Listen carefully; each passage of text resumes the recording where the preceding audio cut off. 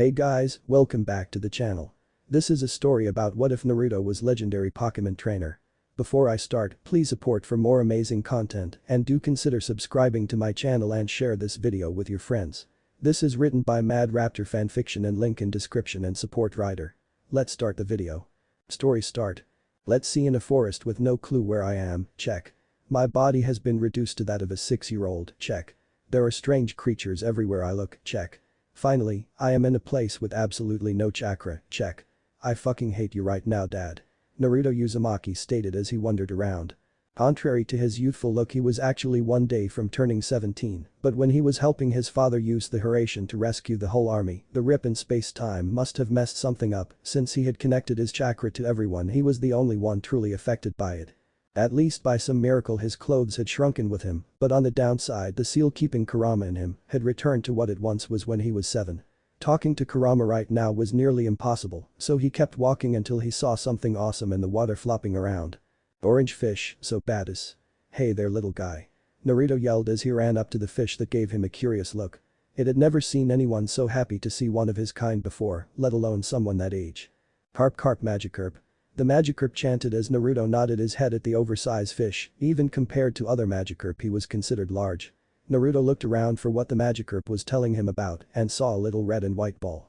I will question why, I understand you later, and then whatever this thing is, but if you want me to throw it at you, I won't question it, buddy. Now let's see here, Naruto said as he jumped back when the ball got bigger at his touch. Looking at it suspiciously, he picked it up and threw it at the downed fish, and the ball opened and absorbed the Pokemon in a beam of red. It rolled around a few times before dinging and getting smaller as Naruto shrugged and placed the ball in his pocket. Continuing on his walk, he a river and got the ball out again and threw it. The fish appeared out of the ball and into the water with an eye smile on its face. Magikarp, Magikarp. The Magikarp said as it hopped up from the water and splashed Naruto in the face. He laughed a little before nodding to the Pokemon. So the nearest town is down this river now. What can you tell me about this place? Naruto asked the Pokemon, and it went into a whole long talk about Pokemon and battling with Naruto. Also about how the ball he was caught in was called a Pokeball and was used to catch Pokemon and make them battle for sport. Naruto was amazed at how this world seemed to have never really had a major war. He could see himself making a life here. Carp Magikarp, Magikarp. Magikarp said, and Naruto grinned and jumped into the water with the orange Pokemon and started patting her on the head. The Pokemon swam around him in joy and they had a small water fight before they started swimming down river. You know, buddy, you and me are going to be great partners. Naruto said as they swam together downstream, and the Magikarp gave him a grateful look since this was the first human she had met that did not wave Magikarps off as weak or useless. Hell, she was nearly at level 20 already and would be evolving soon. Just a few more months and she would be a baddest Gyarados one day. Everyone seemed to overlook that fact, yet this boy did not even know about Gyarados and still wanted her. What Magikarp would let this chance go to waste? She sure as hell was not losing out on a trainer that would take care of her. 9 years later. Naruto sat on a rock in the middle of a lake as his oldest partner circled around him joyfully and he jumped to avoid the hide-pump she sent at him and countered with a kick to her long body. This continued on until Naruto had broken a sweat and she was out of energy. Good job today, Gyarados. Tomorrow we are heading to Pallet Town and getting us registered as an official team. Then we can start battling strong trainers instead of the ones that stumble across us and the weaker Pokemon around here. Hard to believe that we have been together for 9 years, huh? Naruto asked as she gave him a lick that lifted him off the ground and an eye smile. Naruto wiped some drool off him and chuckled at his oversized Pokemon. Once she had evolved her size as a Magikarp had made her even bigger as a Gyarados. Bro. Gyarados said, and Naruto nodded and got down on the rock he had been using as his bed for the last 9 years, right in the middle of the lake with a pecha tree right in the middle of it. Knocking his hand against the tree, a few pecha berries fell down and he tossed a few to Gyarados, who caught them eagerly while he munched the remaining few. Looking up into the tree, he saw his other Pokemon munching on a middle of the day snack. Raichu. The lazy Raichu stated, and Naruto shrugged and the trio all started to fall asleep. Raichu fell off of the branch and landed on Naruto's chest and got comfy again, while Gyarados curled around the rock and laid her head down next to Naruto. They were bored now that their training for the day was done, since for the last 9 years for Gyarados and 7 years for Raichu, they had done nothing but train. Hours passed, they all woke up and Naruto used the 2 Pokeballs he had to store them safely as he made his way down river for the first time. He wanted his friends to be as powerful as possible before actually going down to the town. Random Pidgey would perch on his head for a few minutes before flying off, while Rattata would run a few circles around him playfully and run off into the tall grass. Naruto had long since become the boss of the forest with Gyarados and Raichu by his side. Nobody in these woods was dumb enough to attempt to attack him anymore. It only took a few hours for him to get to Pallet, and when he did he was surprised at how small the town was. When he was walking around and not paying any attention, he walked straight into a woman and was knocked down. Naruto looked up and rubbed head in his embarrassed state and took the hand the woman offered to get up.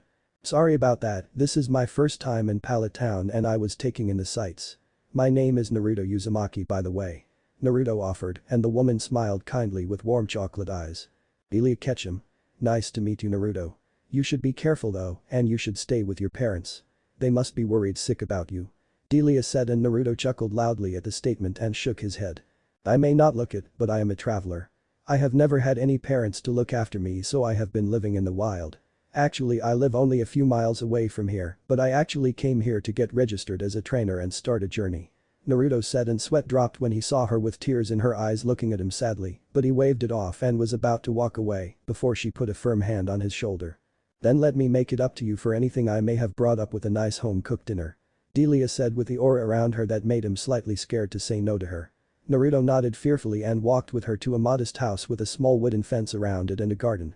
Once they got in the house Naruto saw a 10-year-old boy watching a Pokemon battle on the TV and not even paying attention. "This is my son Ash, he gets his first Pokemon tomorrow," Delia said and Ash took notice of the 16 going on 17-year-old standing next to his mom. "Hello, who are you?" Ash asked excitedly.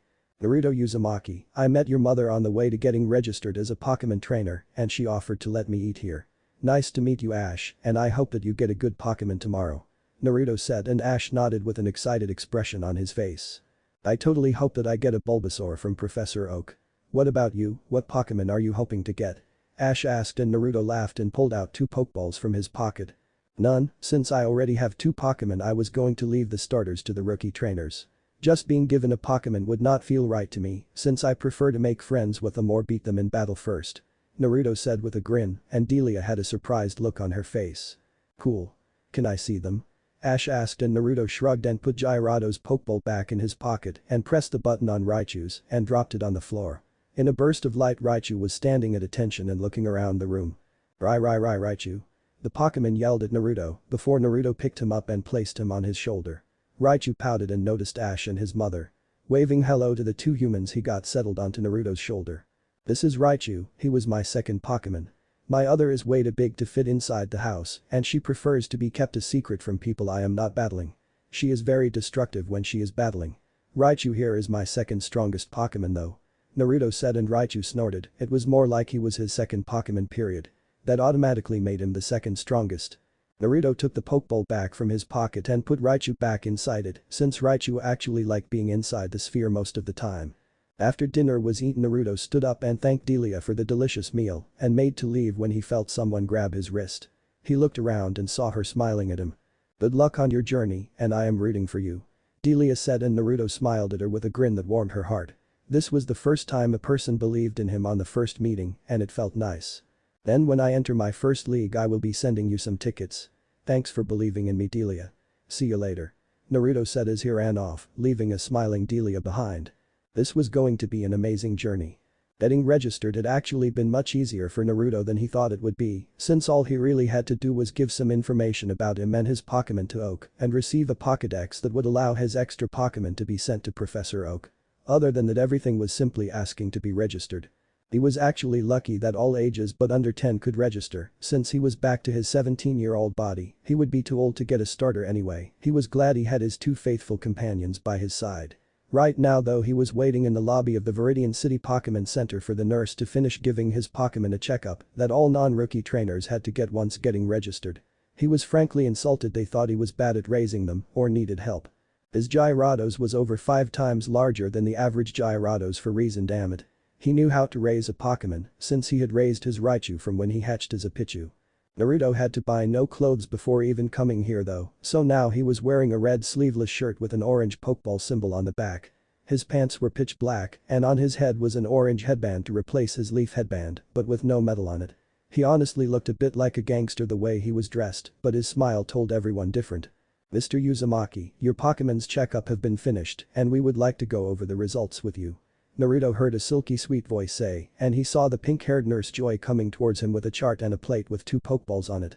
He smiled and took the Pokeballs and placed Gyarados on a magnetic necklace, while Raichu's went on the belt he was using now. Yes, are there any concerns I should know about?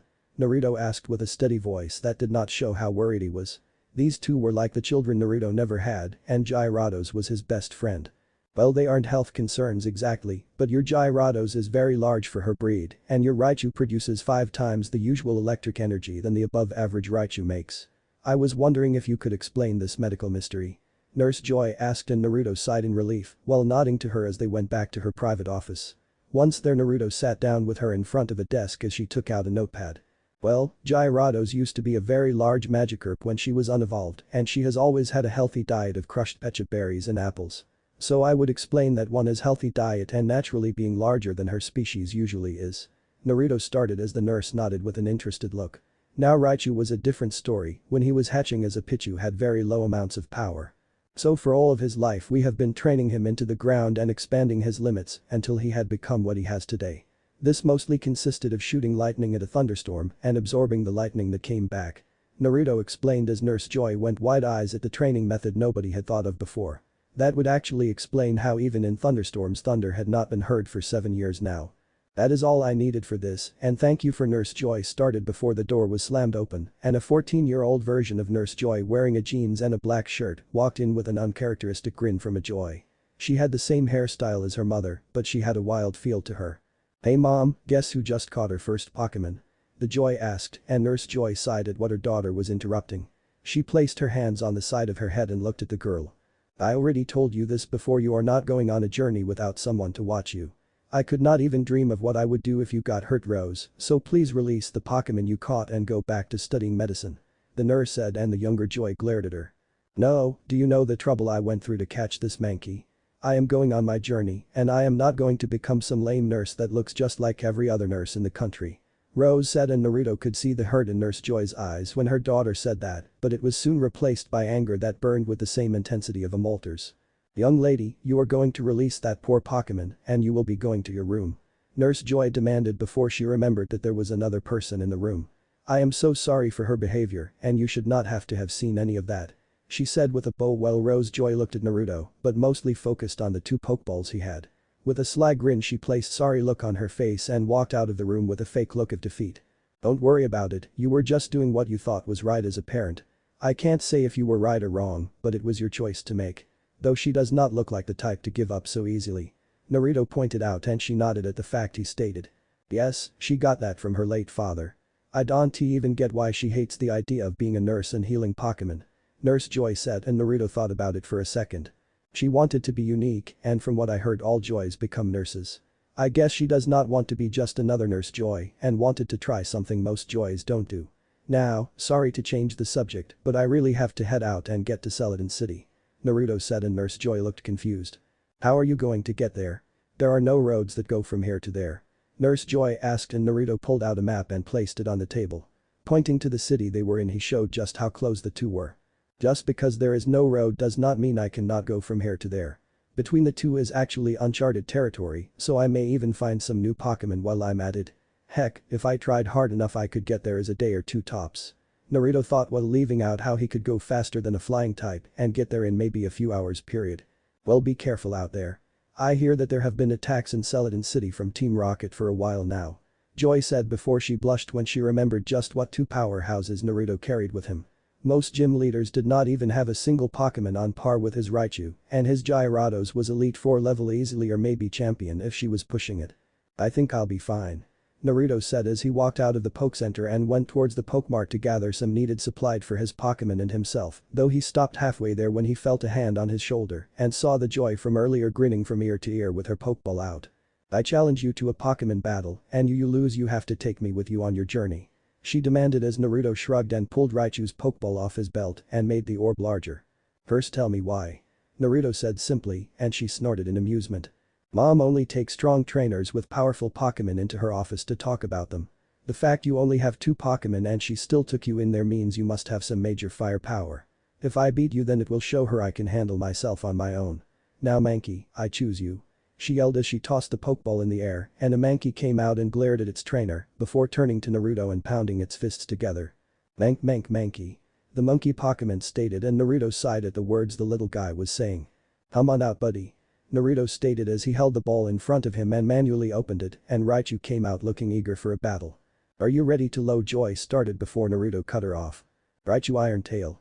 Naruto said simply and his Pokemon's tail turned into shiny metal and he swung it at the slow monkey Pokemon. There was a heavy thud sound and the Mankey was on the ground unconscious with swirled eyes while his Raichu looked down in disappointment. Raichu. Raichu yelled at Naruto from his spot and he sighed. Well I haven't caught any other Pokemon yet so just get used to fighting weak opponents until someone worth our time appears. She would be overkill to the extreme if I used her in battle so you will have to do. Naruto explained and Raichu huffed but nodded. The young Joy looked at her defeated Mankey in shock and fell to her knees as tears fell from her eyes. Mom was right. I wasn't ready. She cried as she punched the ground over and over in anger as blood trailed down her knuckles onto the ground. Naruto rolled his eyes at her and decided to take pity on her. You never stood a chance in the first place, you have only had that Mankey for less than a day, while Raichu and I have trained and got along since he hatched. For 7 years we have been a team, while that Mankey has no respect for you. Being a trainer is not about just having fun, these Pokemon are our beloved family the second we capture them. They are not pets that we just play with and make battle, they are supposed to be friends till the end. Until you understand that you will never be a good trainer. Go back to your mother and beg for her forgiveness. Naruto said as he passed by the stunned girl, but he was hoping she caught the advice he was giving her. She looked at the ground in shocked amazement as he walked by her towards the Pokemart. Naruto suddenly jumped out of the way as a red car sped past him with a bunch of girls inside it and a 10-year-old boy driving. Who the fuck thought that was a good idea? If I ever see that brat I am going to rip him a new asshole and then shove his own shoes in it. Naruto said as he stared off at the car getting away that nearly hit him. He would have been perfectly fine, but what if he had been a person that could not survive a car hit? Whatever, not his problem right now anyway. So with that final thought he went towards the Pokemart when he realized something he had no poke to buy anything with. Oh well, it looks like him and his Pokemon would be roughing it like they have been. It would not be a big deal to them. Naruto took out his map and started heading in the direction of the uncharted forest that would be a shortcut to Celadon City. He got to the end of the forest before he groaned at hearing his name being called again. Mr. Uzumaki. Sparky. Naruto heard as he saw an out-of-breath Nurse Joy and a grinning Rose next to her. He kept looking between the two and saw that Rose had a belt with 2 Pokeballs on it and a large backpack on her back. Okay, I give. What are the two of you doing following me? He asked and Rose grinned and pointed to her mom. Mom said that if you agreed to take me with you I could go on my own journey. Isn't that awesome and now you can teach me all about battling Pokemon? She said to the older boy. Naruto had an eye twitch at how he had lost his chance to enjoy hopping from city to city by tree jumping since there was no way for him to resist such a cute face and dad ass. Please take her with you. She could learn a thing or two if what she told me about your words were true. I would be eternally grateful if you did this for me. Nurse Joy said once she got her breath back. She had not had to run farther than from one side of the Poke Center to the other in a long time. Joys may look fit but most were not exactly in shape. Okay, but I have 3 rules that will be followed. 1. Do not expect me to do any cooking if you want food. That is actually for your own safety since I can't really cook well for humans. I am only skills at making Pokemon food and have gotten used to eating it myself. 2. You better not expect me to spend any money on you, mostly because I am broke myself. 3. If I am ever having what looks like an awesome dream do not wake me up. I will punch you regardless of gender. Naruto said and Rose nodded happily since the only rule that wasn't just common sense was that dream thing. Nurse Joy smiled happily and gave him a box and once he opened it he saw a bunch of Pokeballs. I noticed you did not have any more, so I got some for you. I figured the more Pokemon you had the better Rose would be protected. Nurse Joy said as Naruto attached all the balls to his belt. Once he came up with a total of 5 unused balls and 2 used, counting the one around his neck so he could catch 5 more Pokemon. Then thank you, now let's go Joy. You and I are heading to Celadon City. Naruto said as he continued to walk off with the pink-haired girl slightly behind him. Grinning as she waved bye to her mother and soon when they were out of sight Nurse Joy wiped a single tear from her cheeks and turned to head back to the Pokemon Center. The next day. We're lost aren't? Joy asked and Naruto pointed at her with both hands in an over-exaggerated show of annoyance. Hell no. I was just looking for a Pokemon that caught my interest is all. If we were lost I would have looked at the map by now. Naruto said as she sweat dropped at his words. Him not looking at the map was the reason they were lost in the first place. Naruto looked around and saw a tail sticking out of a bush and decided to see what it was.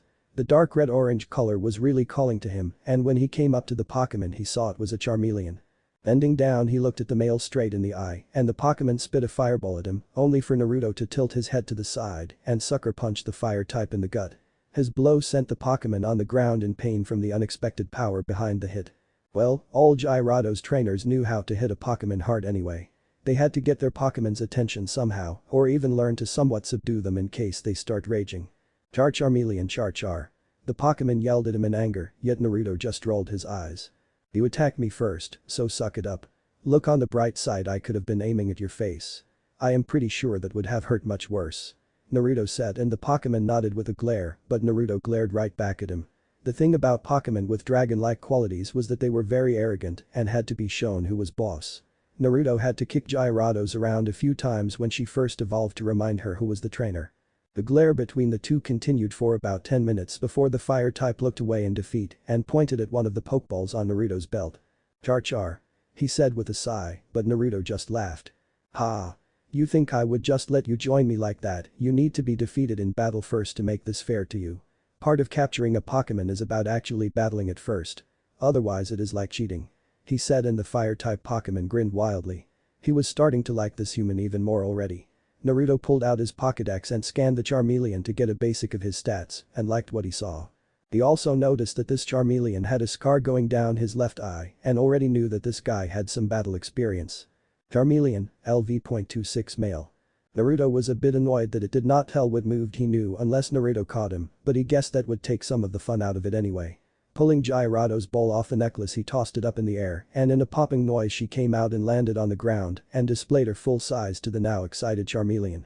Hey Gyarados, this guy wants to join the team. What do you say? He yelled up to the giant Pokemon while she sent a look at the small in comparison fire Pokemon. The smaller Pokemon spat a stream of fire at her, but it barely even tickled her before her tails glowed and she swung at all the Charmeleon.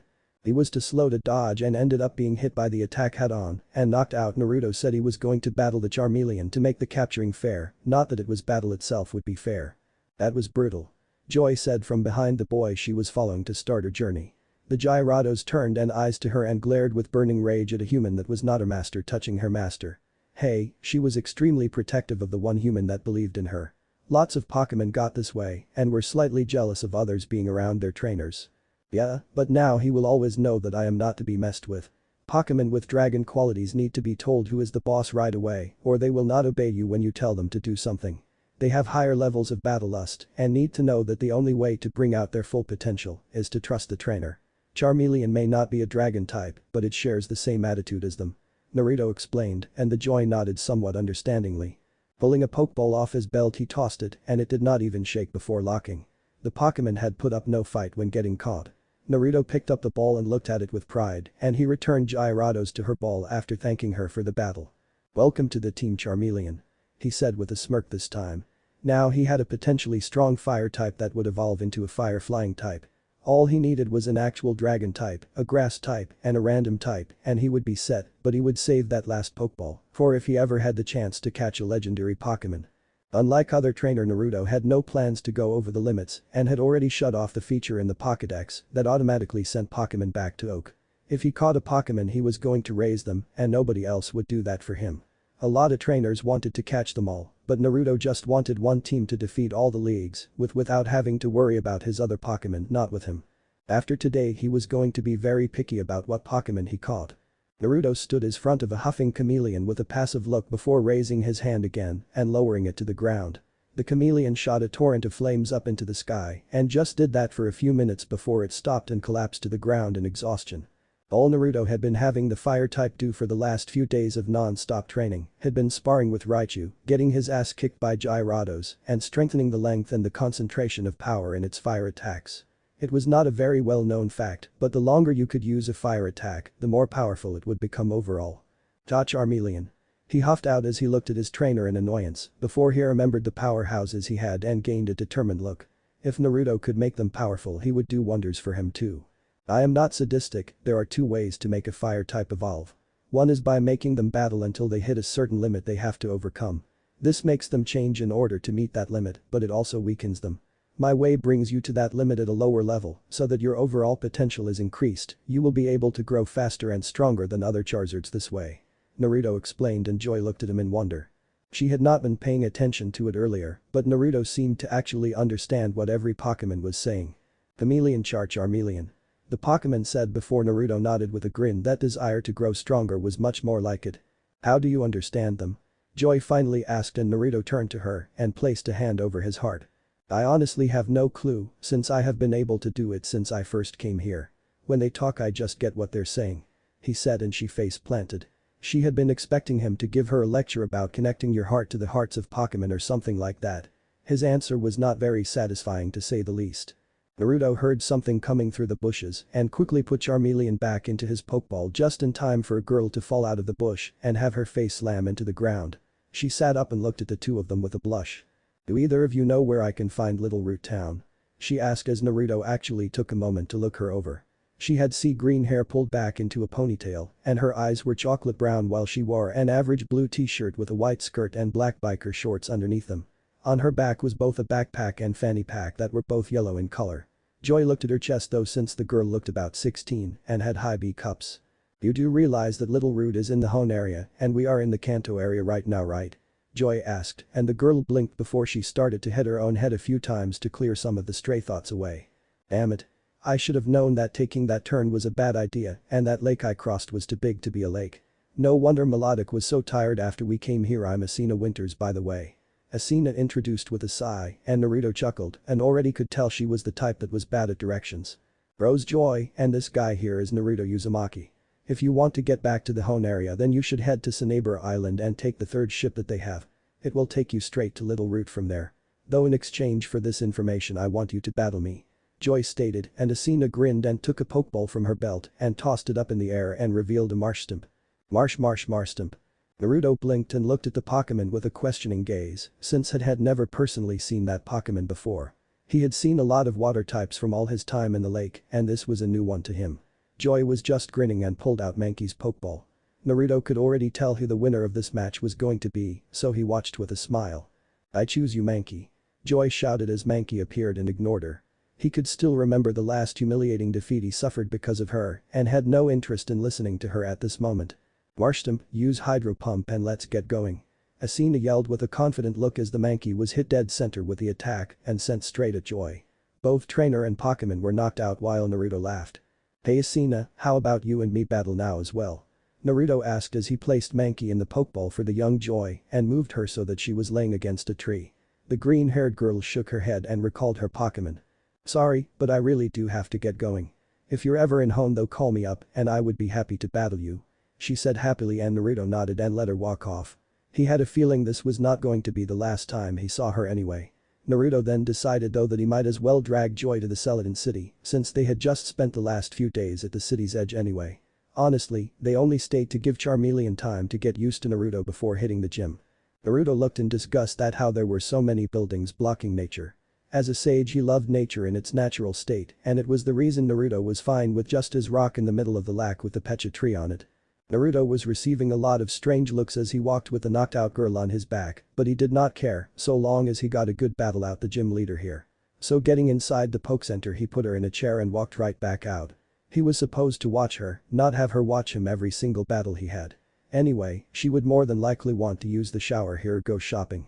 He followed his nose to the area in the city that smelled the most of Pokemon and saw an old man looking into a building. This gym is great. It's full of women, I mean strong trainers. Yeah, that's what I meant to say. The old geezer said and Naruto blinked and grinned. Going next to the old man he looked into the gym and saw many girls in kimonos tending to flowers. He frowned in disappointment at the boring thing they were doing, but he had to admit the girls were stunningly beautiful. Even the girl in the yellow kimono was sleeping sitting up with the gloom next to her. Naruto stood back up and walked towards the entrance of the gym and was blocked by two girls holding Pokeballs on their belt and perfume bottles in their hands. How would you like to try our gym signature perfume, sir? The brunette on the left asked and Naruto blinked before shrugging. It did not look like they would let him in otherwise so he would suck up his male pride and let them spray a little perfume on him. Sure, but don't expect me to buy anything. I came to battle the gym leader here.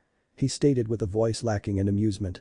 The girl nodded and sprayed him in the face and Naruto blinked when he realized what the smell was. How do you like it, sir? The blonde on the right asked with a grin at the hidden test, if a man said it was horrible they would not let him into the gym. If he said he liked it, he would be allowed to battle Erica. Is this made from bloom nectar? I am surprised that someone has found a use for it.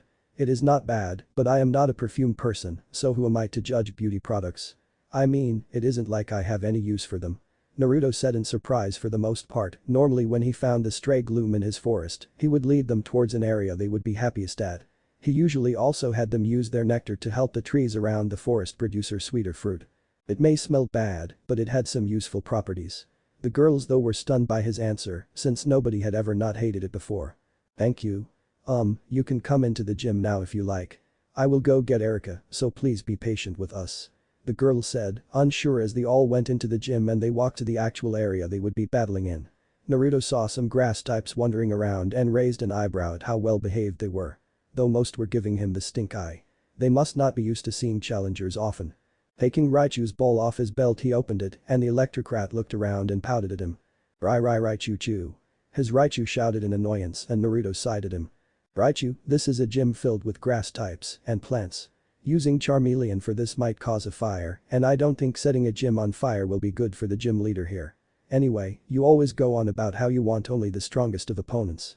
Gym leaders are supposed to be strong from what I hear and grass types are not very affected by electric attacks, meaning you will get to battle even harder. Naruto started and Raichu blinked a few times before sparks flew off of its cheek pouches in excitement.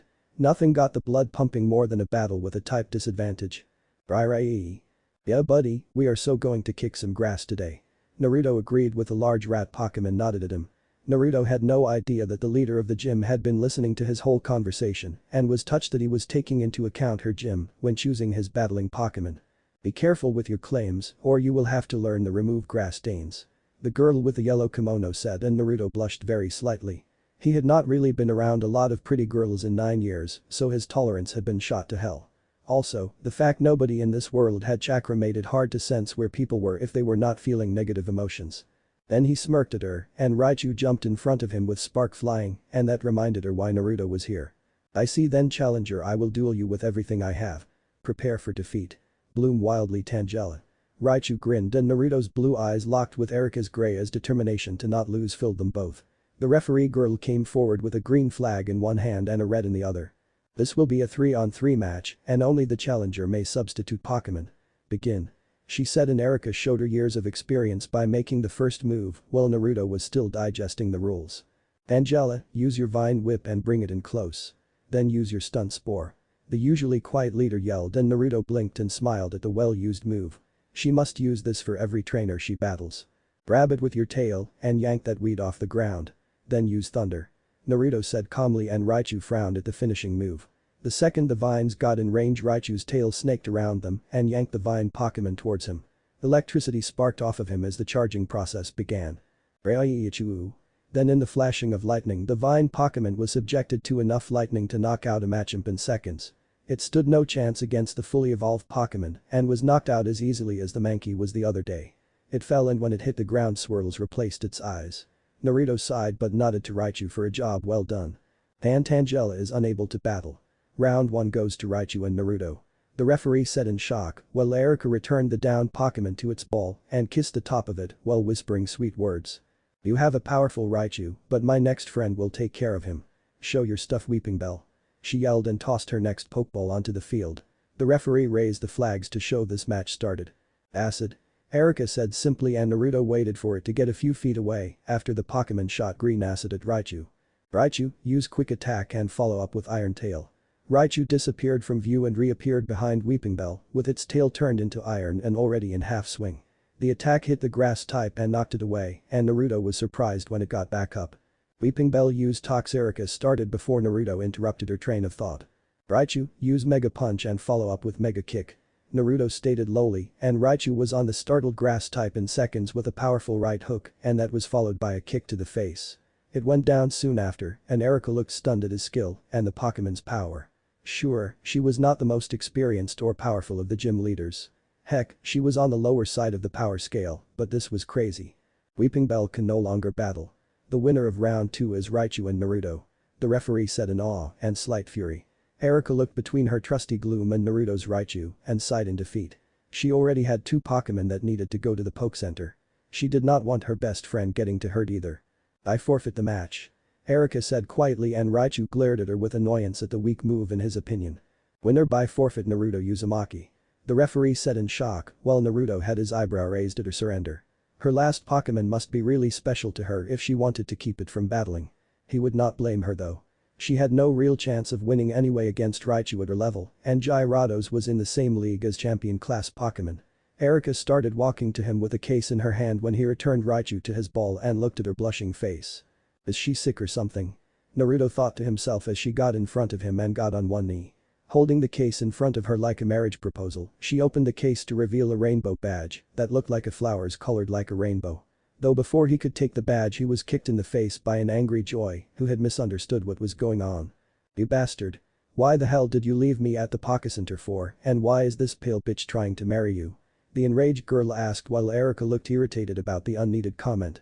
She had a very healthy skin tone and was by no means a bitch. Naruto glared at her with a red foot mark on his face and pointed to the case to show the badge. Did I say bitch? I meant perfectly nice member of the league. Joy said, and Erika's scowl turned into a smile at the obvious crush the girl had. Not that she could blame her, with his blue eyes and blonde hair, he looked like a sunflower getting watered to her. It was actually a very attractive look. Sure you did, but I was just awarding this nice trainer his rewards for winning. Erika said as she bent down to the ground and gave Naruto a peck on the cheek while slipping something into his headband. Joy was suddenly angry again and grabbed Naruto by the back of his shirt and dragged him out of the gym with feminine rage-powered strength. Naruto did not even have time to collect the money he had gotten from winning the battle as she pulled him. I am going to have to call the other gym leaders and warn them about Naruto. Maybe I should let someone else run the gym for a while. I have some vacation week saved up anyways. The gym leader asked herself before she randomly fell asleep standing. Years of sniffing the different kinds of grass Pokémon scents had affected her in some ways. The fighting of Naruto and Joy could still be heard from there and one thing was for sure. Anto had gotten one more interesting trainer. I still don't understand why you had to hit me so hard. Naruto said as he rubbed her red cheek from the blow the angry Joy had given him.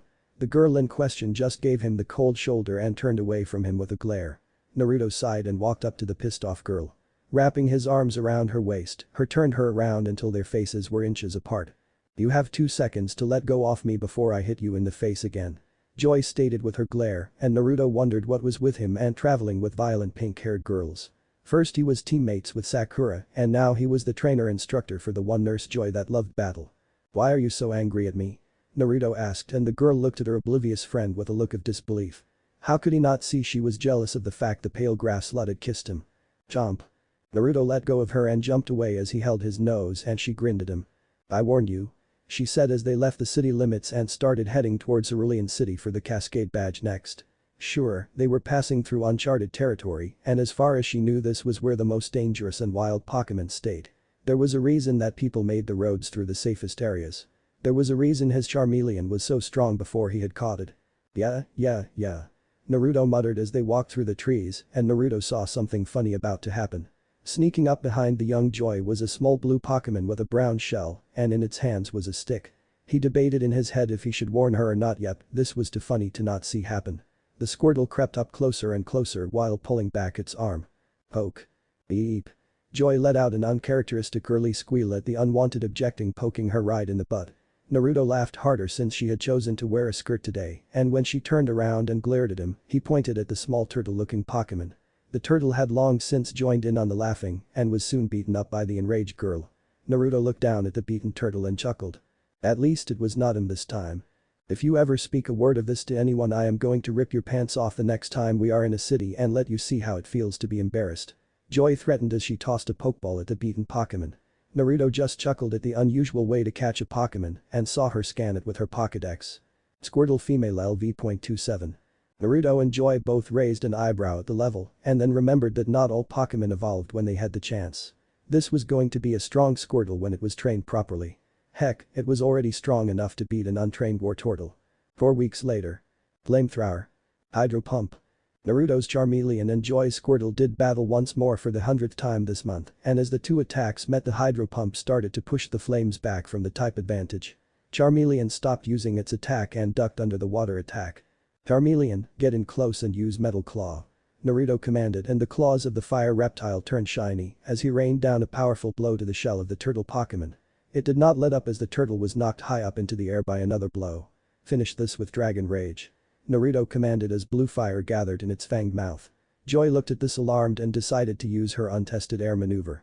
Squirt, use Withdraw and follow it up with Rapid Spin and Water Gun. Joy yelled as the tiny turtle withdrew into its shell and started spinning around at high speeds. Water started shooting out of the holes, and the incoming blue fireball was split in half in two directions when it came in contact with the disc of water that surrounded the Squirtle. Smart move, the density of the spinning water cut straight through the flame like that while staying in the air was genius. Even if your move did not cut the flame would have knocked the disc away to a safe distance. Naruto muttered as Squirtle landed back on the ground upright. Charmeleon growled at the little Pokemon and he looked at Naruto with a quick glance. Charmeleon, use Ember and then Flamethrower. Naruto commanded and Charmeleon grinned at the combo they had worked on. Charmeleon yelled as he sent a huge fireball at the Squirtle and then he sent the flamethrower straight into the ember and increased the flame to new height of power and speed. The new attack went straight towards the tough little turtle in seconds. Squirt, use Hydro Pump and Withdraw. Joy shouted in panic at the size of the flame that was scorching through that section of the forest. Squirtle nodded and went back into its shell and dodged the attack by shooting water from its head hole and going out of the range of the attack. Charmeleon used Dragon Claw. Naruto ordered in a demanding tone, and the second the Squirtle landed, it was hit by blue glowing claws. The small Pokemon was given no chance as it was knocked out. Joy got her Pokeball out and a red beam hit the knocked out Squirtle. Good job, Squirt. We will get him next time. Joy said as she pissed the Pokeball and put it back on her belt. Naruto looked at the smirking Charmeleon and the two gave each other a quick hi before Charmeleon was placed back into his own Pokeball. Naruto walked over to Joy and held out his hand. Good match. You lasted a long time this match. How's Mankey's training going? Naruto asked, since Joy had been keeping the training of her first Pokemon a secret.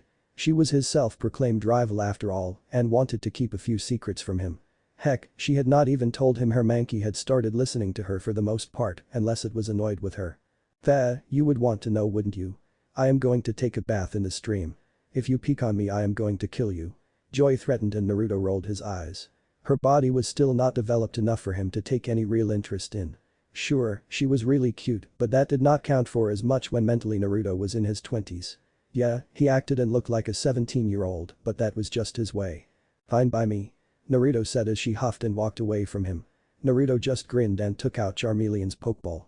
4 weeks of battling Squirtle had brought him on the brink of evolving. Now was the time to let him evolve, so throwing the ball in the air, he grinned at the grinning reptile and nodded.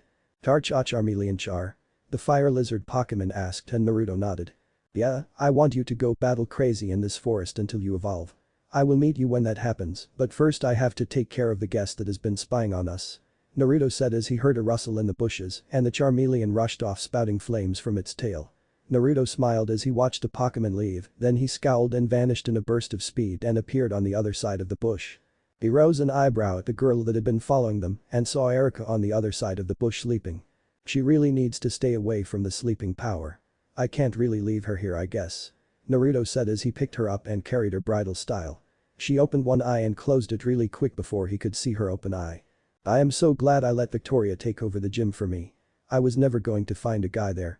Erika thought with a small smile.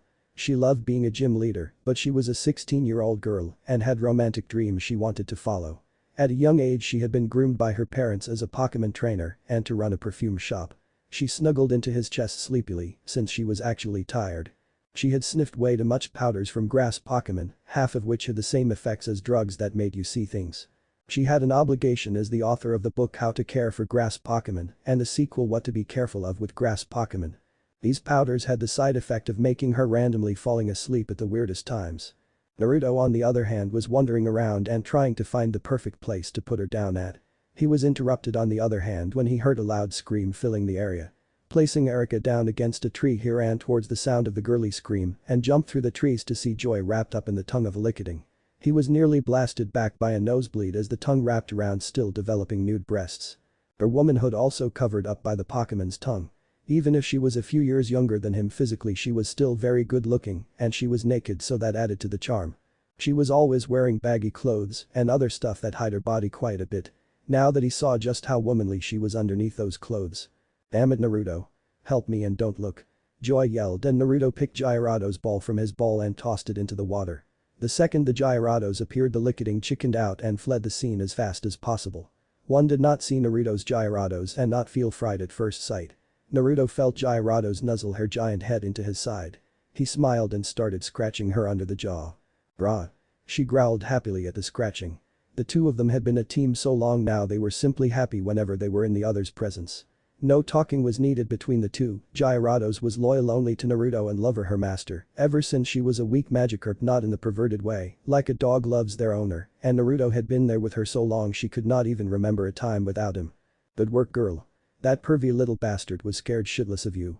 When we go to the next city I am going to get you the best treat I can get my hands on," Naruto said in his nicest voice, and he was rewarded for it with a lick from the giant Pokemon's huge tongue, covering him in slobber, though he was not bothered by it in the least. Unknown to most trainers, Gyarado's saliva was very good for the skin. People were just a chicken to try and get some. "I am getting dressed, don't you dare turn around." Joy yelled at him and on instinct he turned his head, only for her to kick him in the face. Not that it hurt him, but it was still annoying. "Why the hell were you being molested by a Pokemon anyway?" Naruto asked in with an oncoming headache. He heard a sigh and could tell she was blushing from the tone she was using next. "I may have thought you were peeking on my sexy body when I heard the bushes moving. I also may have threw a rock into the bushes in hopes of hitting you. I hit the Pokemon instead," the girl said, and Naruto face-palmed at her stupidity, and this the hell had given her the impression that he was a pervert. "You were in the middle of a forest and heard rustling in the bushes and automatically assumed it was me? That is some crazy bullshit. We are in a forest filled to the brim with Pokemon, so did it ever occur to you that it may have been a Pokemon in the bushes before you threw the rock?" Naruto asked with deep scolding in his voice, as well as profound disappointment. Gyarados looked at the pink-haired girl in amusement as she tried to come back with a comeback for the statement. "You would have done the same thing," she yelled after a few minutes. "The FFT, yeah right. I lived in the forest on a rock for 9 years. I don't care about my modesty one bit," Naruto said, and he was met with silence.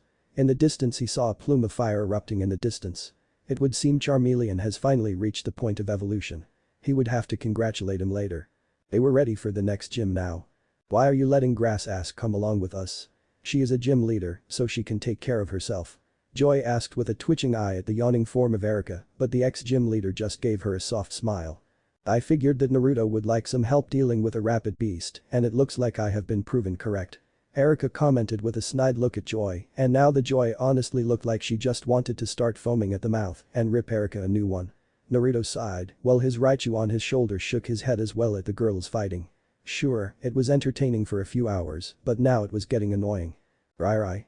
Raichu asked with an annoyed glare at the girls, and Naruto seemed to think about it for half a second before nodding with a grin. Raichu smiled savagely as sparks flew off its cheeks. The girls got no warning before they were shocked with enough volts to knock them both off their feet and onto their asses. Ouch. Damn it. Naruto just kept walking to the gym in the city they were in, as if he did not just order the violent shocking of the two girls behind him. Raichu jumped back on Naruto's shoulder, and the two walked pleasantly. That was until Naruto jumped out of the way to avoid getting hit by a high-speed, moving red car with a 10-year-old driving behind the wheel. The same car in fact that nearly ran him over in the city he met Joy in. "Freaking punks," Naruto said with narrowed eyes, and in his distracted state, he never noticed a group of a teen and 2 kids running through the streets until one of them ran right into his and fell to the ground. By instinct Naruto had stuck himself to the ground with chakra to avoid getting knocked over by the kid wearing the red and white hat. "Hey. Be careful, Naruto," the kid yelled in shock, and when Naruto looked at the boy he blinked as realized that he had just run into Ash.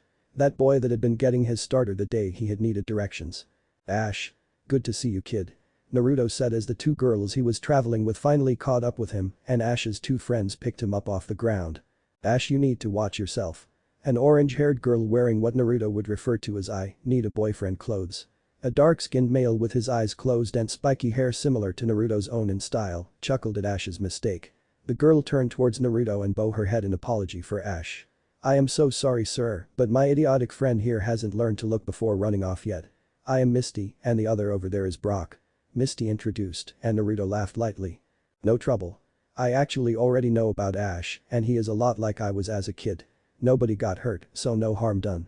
I am Naruto Uzumaki the Pecha Sage, and this is Rose Joy the foul-mouthed fighting nurse," and Naruto started before Joy hit him in the back of the head for the title he gave her. "Fuck you, Dumbus," Joy said rather simply, but she rubbed her knuckles in pain from the hit.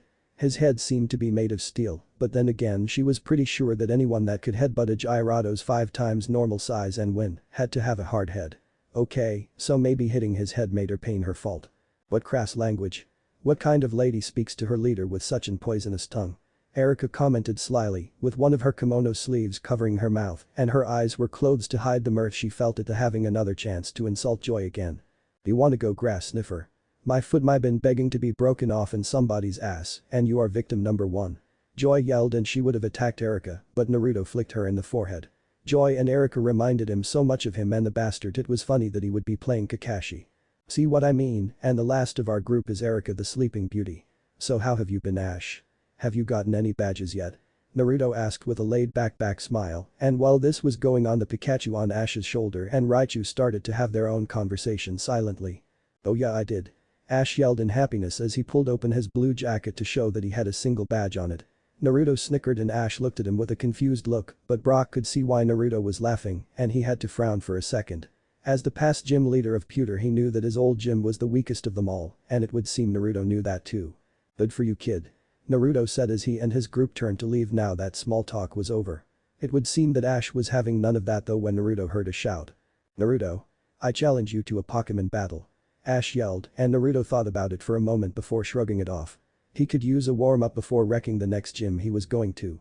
Turning around he could see that both Erika and Joy were showing some form of excitement at the chance to see him battle a newbie and put them in their place. Sure thing, kid, but let's make this a little more interesting. The losing group has to pay for lunch at the winner's place of choice. Naruto stated with a confident look, and Joy was nearly drooling at the thought of free food. Erika grumbled out how she preferred the berries they had been eating, but even her stomach rumbled a little. Deal. Ash yelled, and he was quickly smacked on the back of the head by that Misty girl. You idiot. We don't have that kind of money to pay for all of us. Misty whispered urgently, and for a split second Naruto felt bad that he was scamming a lunch out of them, but then Naruto remembered that Ash was the one that accepted the deal anyway. It was not out of his hands now, and he wanted a free meal. Small time skip. The battle between Ash Ketchum and Naruto Uzumaki will now begin. The rules are simple, first person to have 3 Pokemon knocked out loses. There will be no switching Pokemon in battle. Brock yelled as the two battling trainers stood far apart from each other. Misty stood next to Ash, while Joy sat on the ground by Naruto. Erika had fallen asleep sitting on the ground while leaning against the back of Naruto's legs. It would appear she had one of her sleeping moment, but Naruto did not mind very much. It was part of her charm. You want a battle, buddy? Naruto asked his Raichu, but the electrocrat scowled at him for a moment and hopped into Erika's lap to take a nap. There was no way he was going to be used battle such a rookie trainer. A gym leader was one thing, but this upstart was not even worth his time. Raichu Rai. Got it. Naruto said with a laugh before he pulled out the Pokeball for his newest Pokemon and the one that wanted to battle the most. Now would be a good time to test out the weakest setting for his attacks anyway, to judge the difference in power evolution gave him. I choose you, Pidgeotto. Ash yelled as he threw the ball in the air and an eagle-looking Pokemon popped out. Naruto blinked in surprise at the fact Ash actually had a descent Pokemon and he could tell the bird was well looked after. Oh, Charizard. Naruto said as he held his own Pokeball in front of him and opened it manually. Ash and his group gulped when Naruto's Charizard looked at them and the scare on its eye and chest made it look all the more menacing. So epic. Joy whispered, since this was her first time seeing Naruto's Charizard out of its ball. Ash was just grinning and pointed his Pokédex at Charizard, but Naruto could tell it was not to figure out his stats. Once Naruto could hear the Dex talking about info on regular Charizards, Naruto questioned Ash's IQ. Did he not know you could find out your opponent's stats with the Pokédex? Awesome. A Charizard. Ash shouted with a big grin. Naruto smiled at the genuine joy Ash had at meeting new Pokemon, but his face grew serious when the battle was about to start. Let the battle begin. Brock yelled as he held up 2 flags in the air. Pidgeotto quick attack. Ash wasted no time yelling, and Naruto closed his eyes for a moment before opening them, and what was once a warm look was now ice-cold blue eyes that could freeze even fire. Naruto waited for a moment, and the second Pidgeotto came too close to Charizard. Naruto gave out his order.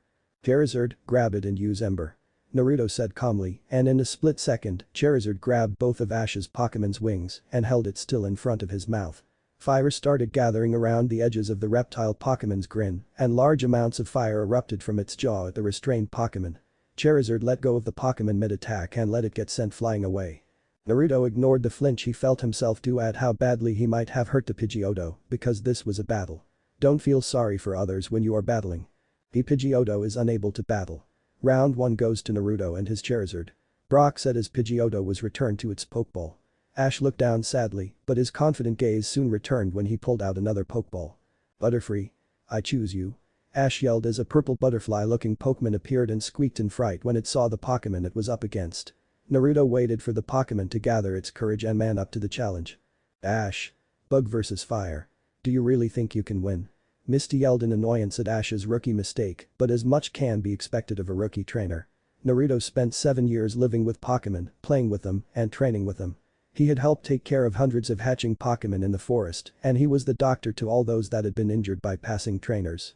In the beginning he himself made mistakes, but he had Magikarp, Gyarados by his side to help him out. Ash is just a 10-year-old boy and was just starting out.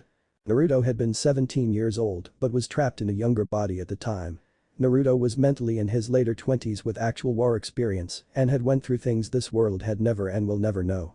If Naruto wanted he could lead a weak Pokemon against a stronger one and win if he tried hard enough and used his creativity. Ash's brain was literally not as capable of thinking as far ahead as Naruto's was. I believe in Butterfree. Now let's get started. Ash yelled at Misty and Naruto laughed out loud at the guts this kid had. He may be a rookie, but he was a gutsy one. You believe in your Pokemon and they believe in you. Now that is a very beautiful thing. Yes, let the second round start. Naruto said with a small smile on his face. Naruto had lived under a tree for years and he had become what his title had suggested. Naruto was a wise sage, even if he did not show it all the time. Butterfree, use Gust. Ash yelled and Naruto knew that what he was about to do was going to be overkill. He also knew that Ash needed to learn that rookie mistakes would have severe results as well. Charizard, Ember. Naruto spoke calmly and the second Butterfree started to flap its beautiful wings to stir up a gust. It was met with a maelstrom of fire and its own wind hitting it. Once the fires faded, Butterfree was shown to be knocked out on the ground with pretty bad burns. Naruto looked at Ash's shocked face and sighed. Ash, when two Pokemon battle type is not all that matters. While it is true type can be important, it does not mean everything. If a fire is 6 times as powerful as a water attack it will still win. Also, sometimes your attacks can be used against you. Wind naturally fuels fire and then makes it stronger. So while using the two together is a great way to make a strong new attack, when they meet in battle the fire normally wins and powers up. Naruto explained as Butterfree was returned to its Pokeball. This guy has a powerhouse team and he himself is no rookie. Brock thought as he announced Naruto's second victory out of 3. You up for this, buddy? Ash asked and his Pikachu nodded with sparks coming off its cheeks. Pika Pika. You up for another round? Naruto asked. His Charizard crossed its arms and nodded. Naruto earned its respect, so even if it was fighting a weakling, it would gladly do so for the person that he respected. He trusted Naruto because Naruto made him stronger than he had ever been after years of training alone and away from the pack. Pikachu. Use Thundershock full blast. Ash yelled as if his victory was assured and Naruto sighed once more and his hand on his head. It would seem the kid would need to see his partner hurt before he truly learned his lesson. The fact he had already lost himself to the battle meant he was not thinking as clearly. Naruto blinked though when he saw the amount of electricity that Pikachu was putting out. For such a small Pokemon it surely was impressive for its training. You know what, Charizard, I want you to use Ember one last time. Naruto stated as the lightning reached its maximum level and started to spark around the Pikachu. Charizard smirked and sent a large fireball straight at the Pikachu and the explosion knocked Pikachu out of the ring where it hit its head on the ground and knocked itself out. Surprisingly though it was unharmed by the flames. It would seem that being surrounded lightning had protected Pikachu from being burnt, but the pure force of the hit itself was what conked it out. Holy winner. Naruto Uzumaki. Brock yelled in shock and it was well earned. So far nobody had shown off something that impressive before. That Charizard had been able to catch a quick attack, showing great reflexes, it had amazing timing, showing high response time and trust in its trainer, and it was using one of the weakest fire attacks, but even that was about the strength of a flamethrower. There was also the fact the flame on a Charizard's tail showed how strong its fire was. That flame was too big to be normal. Yahoo! Free food. Joy yelled in joy with a jump in the air and Naruto had to chuckle at her excitement before he started to walk over to Ash. The boy had his Pikachu in his arms and Naruto could see the boy wanted to cry over the lose. When Naruto was in arm range he surprised Ash by putting a hand on his shoulder. Wah? Ash voiced in confusion when he saw Naruto's smile. Listen kid. Don't take it hard. You tried and that is all that matters. Win or losing does not matter and you learned from this lose. That means you had a personal victory today and you can try again another day with what you learned backing you up.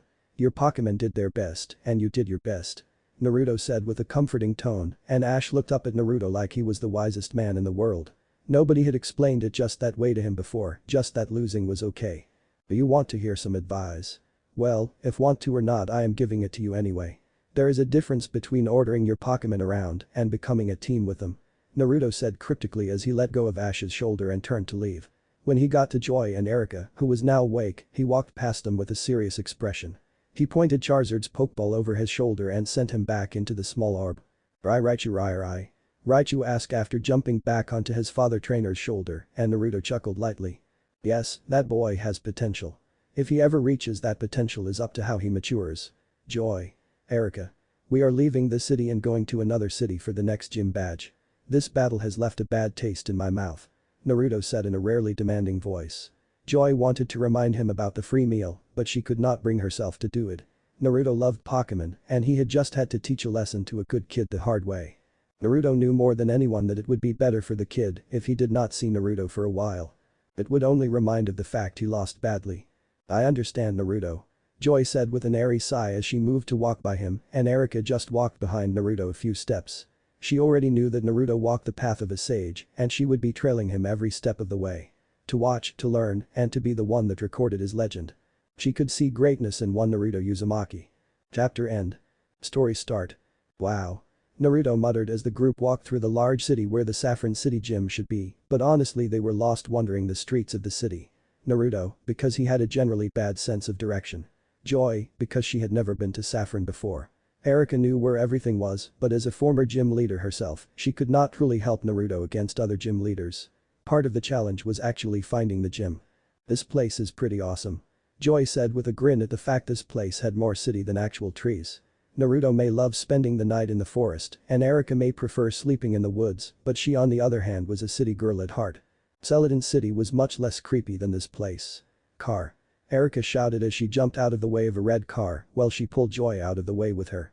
Just because Erika disliked Joy did not mean that she wanted her to die. She had seen Naruto get hit by worse things in their limited time together, so a car was nothing. The world seemed to go into slow motion as Naruto jumped into the air and did a backflip as the car slowly passed by under him. Naruto's eyes lit up in anger when he saw that this was the same 10-year-old that had nearly ran him over the other 2 times. In slow motion Naruto saw the 10-year-old give him a peace sign, and then time went back into normal swing, with Naruto landing on his feet behind the car as it sped away. Naruto looked at the license plate of the car and saw a name of it. Gary Oak. Motherfucking Gary Oak. Naruto shouted in rage as he started to chase after the car by foot. No, seriously, Naruto was steadily starting to catch up to the car without even using his chakra to enhance his speed. He was going to catch this kid and he was going to kick his ass. He was not even going to do it in a Pokémon battle, just a good old-fashioned ass kicking. Wait up, Naruto. Naruto heard a yell from behind him, but he ignored it in favor of chasing down the kid that nearly ran him over 3 times. Third strike, motherfucker. Strike 3. Naruto said, but Gary got away when Naruto saw a hurt Pokémon on the side of the road and stopped in front of it. The Pokémon was covered in mud and wasn't moving very much at all. There was another thing that had Naruto worried. It had a stump for a tail. Poke, slow poke, poke. The Pokémon whimpered weakly and Naruto gained a hardened look in his eyes when he picked the Pokémon up gently into his arms. Not even caring that he was getting mud all over his arms and clothes, nor the fact the Pokémon was digging its teeth into Naruto's arm to soothe its own pain. Naruto started running towards where he hoped the Pokémon Center was, but he slowed himself down so that the Slowpoke in his arms would not become too injured by the jogging. Don't worry, little guy, we will get you to the Pokémon Center as soon as possible. Naruto whispered as he passed by a set of gyms and made a mental note of where they were located for future needs. Naruto. Erika yelled as she caught up to him first, with Joy not far behind. She gasped when she saw the extremely injured Pokémon in his arms and pulled his shirt to get him to follow her. The Poké Center is this way. She yelled as she turned down the next street, and the second the center was in view, Naruto ran full speed towards it in a few seconds while still being careful with the Pokémon. Nurse Joy. There is an emergency. Naruto yelled the second he got through the door, and the Joy behind the desk immediately ran to go get a stretcher. A few seconds later the same Joy came back, with her Chansey by her side. Do you know what happened? Joy asked as she looked the Pokémon over quickly to see what the major wounds were, and while they pushed the stretcher towards the treatment room, Naruto was able to tell her everything he knew. Though, all he knew was that the tail of the Pokémon was missing. No. I was just chasing something when I saw him on the side of the road. Naruto said, but was forced to stay out of the surgery room when they crossed through the doors. Naruto sat down on the bench outside the operating room and was soon joined by Joy and Erika. "That looks nasty," Joy commented to lighten the mood while looking at the bleeding bite mark on Naruto's muscled arm. It was still freely bleeding and the bite had gotten pretty deep. Naruto looked down at his arm but shrugged it off. It was a small price to pay to make sure that the Pokemon had been okay. "It was worth it," Naruto said as he crossed his arms and waited to see how the Pokemon would do. Erika nodded in understanding, since she had figured Naruto would be the type of person to put themselves in harm's way to help others. Though that did not stop her from reaching into her small backpack and pulling out some bandages to wrap around his arm. "Did you get the brat that nearly killed us?" Joy asked, and Naruto scowled. That brat had gotten away this time, but if he ever saw that kid again he was going to be kicking some ass. Then he would find out who gave the kid the car and kick their ass too. It was not revenge, it was justice. But sick idiots gave a 10-year-old a car. If that was not worthy of a brutal beating, then he would not know who else to beat on for this injustice. "No, just I have a feeling we won't see this last of Gary Oak," Naruto said before he heard his name being called. "Is there a Mr. Naruto Uzumaki here?" One of the assistants to the center called from the help desk she attended to when Nurse Joy was in the operating room. It did take more than one person to run a hospital after all, even one this small. It wasn't like there was some kind of magic machine that fully healed Pokemon in a few seconds, yet would only fit 6 Pokeballs. "Yes, that would be me," Naruto said as he got up and made his way towards the front desk. The woman handed him a piece of paper and gave him a polite bow. "There is a call coming from Pallet Town for you," the woman said before she started to do some paperwork in silence. Naruto looked at the paper and saw what video phone was calling him. "Who do I know in Pallet Town?" Naruto questioned as he sat down in front of the phone and pressed the caller accept button. In a second a pretty woman with a yellow shirt and small pink jacket appeared on the screen. Her hair was brown and kept up in a ponytail, while her eyes were a warm honey brown color. "Delia?" Naruto asked as her name came to his mind. At least it wasn't a total stranger, but he still wondered how she knew where he would be. It was kinda strange, but then again all a person had to do was call a Pokécenter and see if they had records of a certain person entering a Pokécenter. "Hello, Naruto. I was just checking in on you and thank you for helping my son learn to be a better trainer. When I was his age and starting on my journey, I wish I had somebody that I could look up to like you and give me advice on being a better trainer," Delia said with a pleasant sigh. Was she angry at Naruto for beating her son? No, winning and losing was part of life, and at least Naruto had made a point of teaching this lesson to Ash early on. Ash had gone on about how cool Naruto was when they battled, and he spoke about how he wanted to battle Naruto again one day when he got stronger. She could easily see that her son already saw Naruto as a person he looked up to and wanted to be like. "Then thanks I guess, but I didn't really do all that much. The kid needs to learn these kinds of lessons firsthand instead of just hearing about them. You raised him well and should be proud. He will become a good trainer one day in the future," Naruto complimented and she blushed lightly at the way he was talking. Naruto's voice was like honey to her and he spoke with the experience of somebody twice his age. Like those old men that called themselves sages. Even from over the phone he gave off a very peaceful vibe that calmed her down and it made her want to change for the better. "Then would it be too much to ask you to keep teaching him?" Delia asked with a nervous smile and Naruto looked at her for a few moments before sighing. "I am not going to follow the kid around, but if I do run into him again I guess I don't mind teaching him a thing or two. The point of a journey is to learn these kinds of things through experience, but I will see what I can do," Naruto said and the young mother beamed at him. That was just the answer she was looking for. She would have liked to have him travel with her son for his protection, but this was a good thing as well. "Thank you very much, and if you ever need a place to stay in Pallet Town, you just have to ring me up," Delia offered before she took a few sniffs of the air and hung up the phone in a panic to go run into the kitchen. "Weird," Naruto said as he stood up to go check on the situation with the Slowpoke and when he got back to the bench, he saw the Nurse Joy waiting for him. Not waiting for her to start talking he began first. "So what is the situation?" Naruto asked and the Nurse Joy smiled at him. Other than the lost tail, the only visible problem with this Pokemon was that was had a few scrapes here and there. Slowpokes can grow their tails back, but this has started to become a common thing lately," Nurse Joy said and Erika nodded her head as if remembering something. "Yeah, I think there was a notice about that sent to the gym leaders a few years back when I was still training to be a gym leader under the old leader. Slowpoke tails are considered a delicacy in other regions and when done correctly losing the tail does not hurt them too badly. Most Slowpoke don't even notice until it has already grown back. They are very okay, I am just going to say it, Slowpoke are very stupid Pokemon. The fact this one noticed means it must be one of the rare smart ones or it was cut off incorrectly," Erika explained and both Naruto and Joy looked at her with blank expressions. Though they had different reasons for that, Joy had no clue that Slowpoke tails were tasty, and Naruto was just wondering who had been the first person to eat a Slowpoke tail. Yes, with a good night's sleep and a healthy diet this Slowpoke should be back to normal in a week.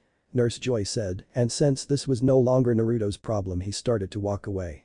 The Slowpoke was going to be fine, and he was just going to leave it to the police to find the person that did this. It was not his problem, and if he got too involved it would attract too much attention to him. If this had been going on for a long time and nobody found anything wrong with it, then who was he to put a stop to something that wasn't considered illegal? I am going to face the gym here now. Naruto said as he walked out of the center with a quick hop to his step.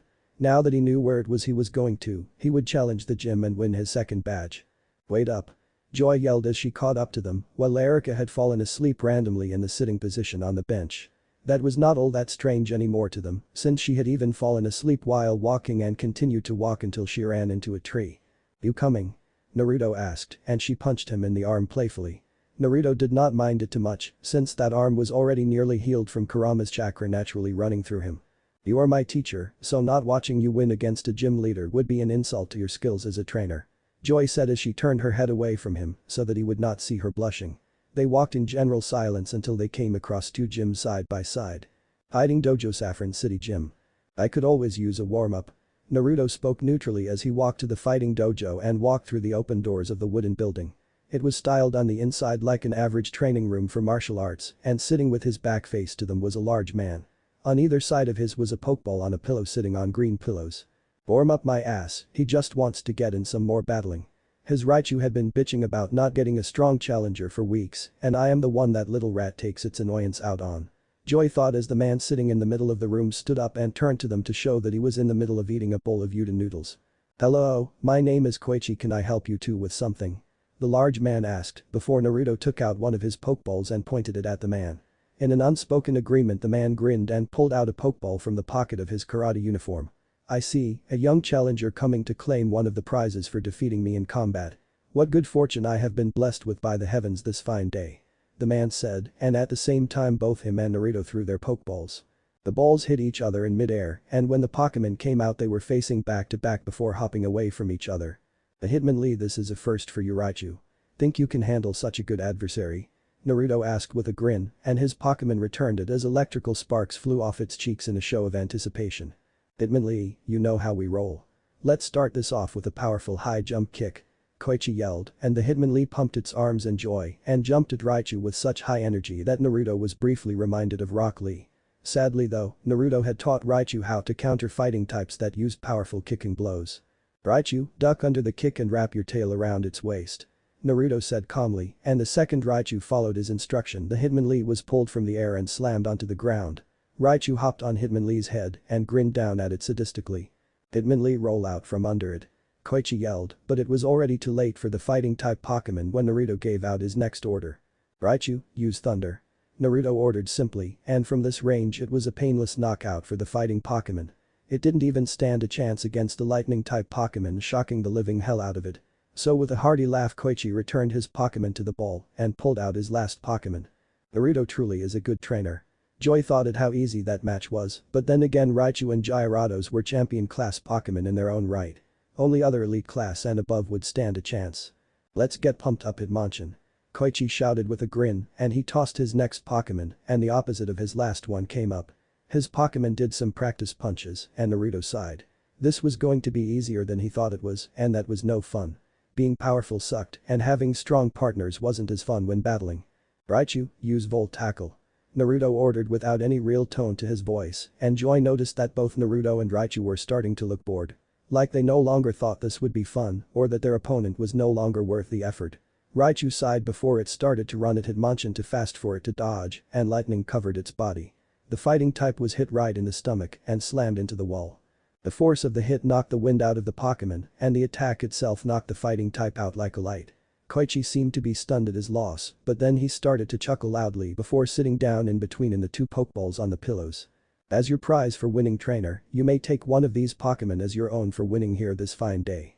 The one on the left is Koichi started before he saw Naruto with his hand raised, signaling him to stop speaking. Naruto looked at Raichu, and the two shared a silent conversation before the lightning-type Pokemon ran and grabbed the Pokeball on the left and ran back to hook it on Naruto's belt. I guess I still have 4 free Pokeballs left to catch other Pokémon. Now I just have to figure out a way to turn off that teleporting feature on the Pokédex so that they aren't teleported away from me when I catch more than 6. Naruto thought as he turned around to leave, but he still looked back at Koichi and decided to give the man some advice. Battling is good, but you have to play to your Pokémon's strengths. Using jumping moves on shorter Pokémon is a mistake, you should have started with a low kick. Naruto lectured before exiting the gym, with a stunned Joy behind him.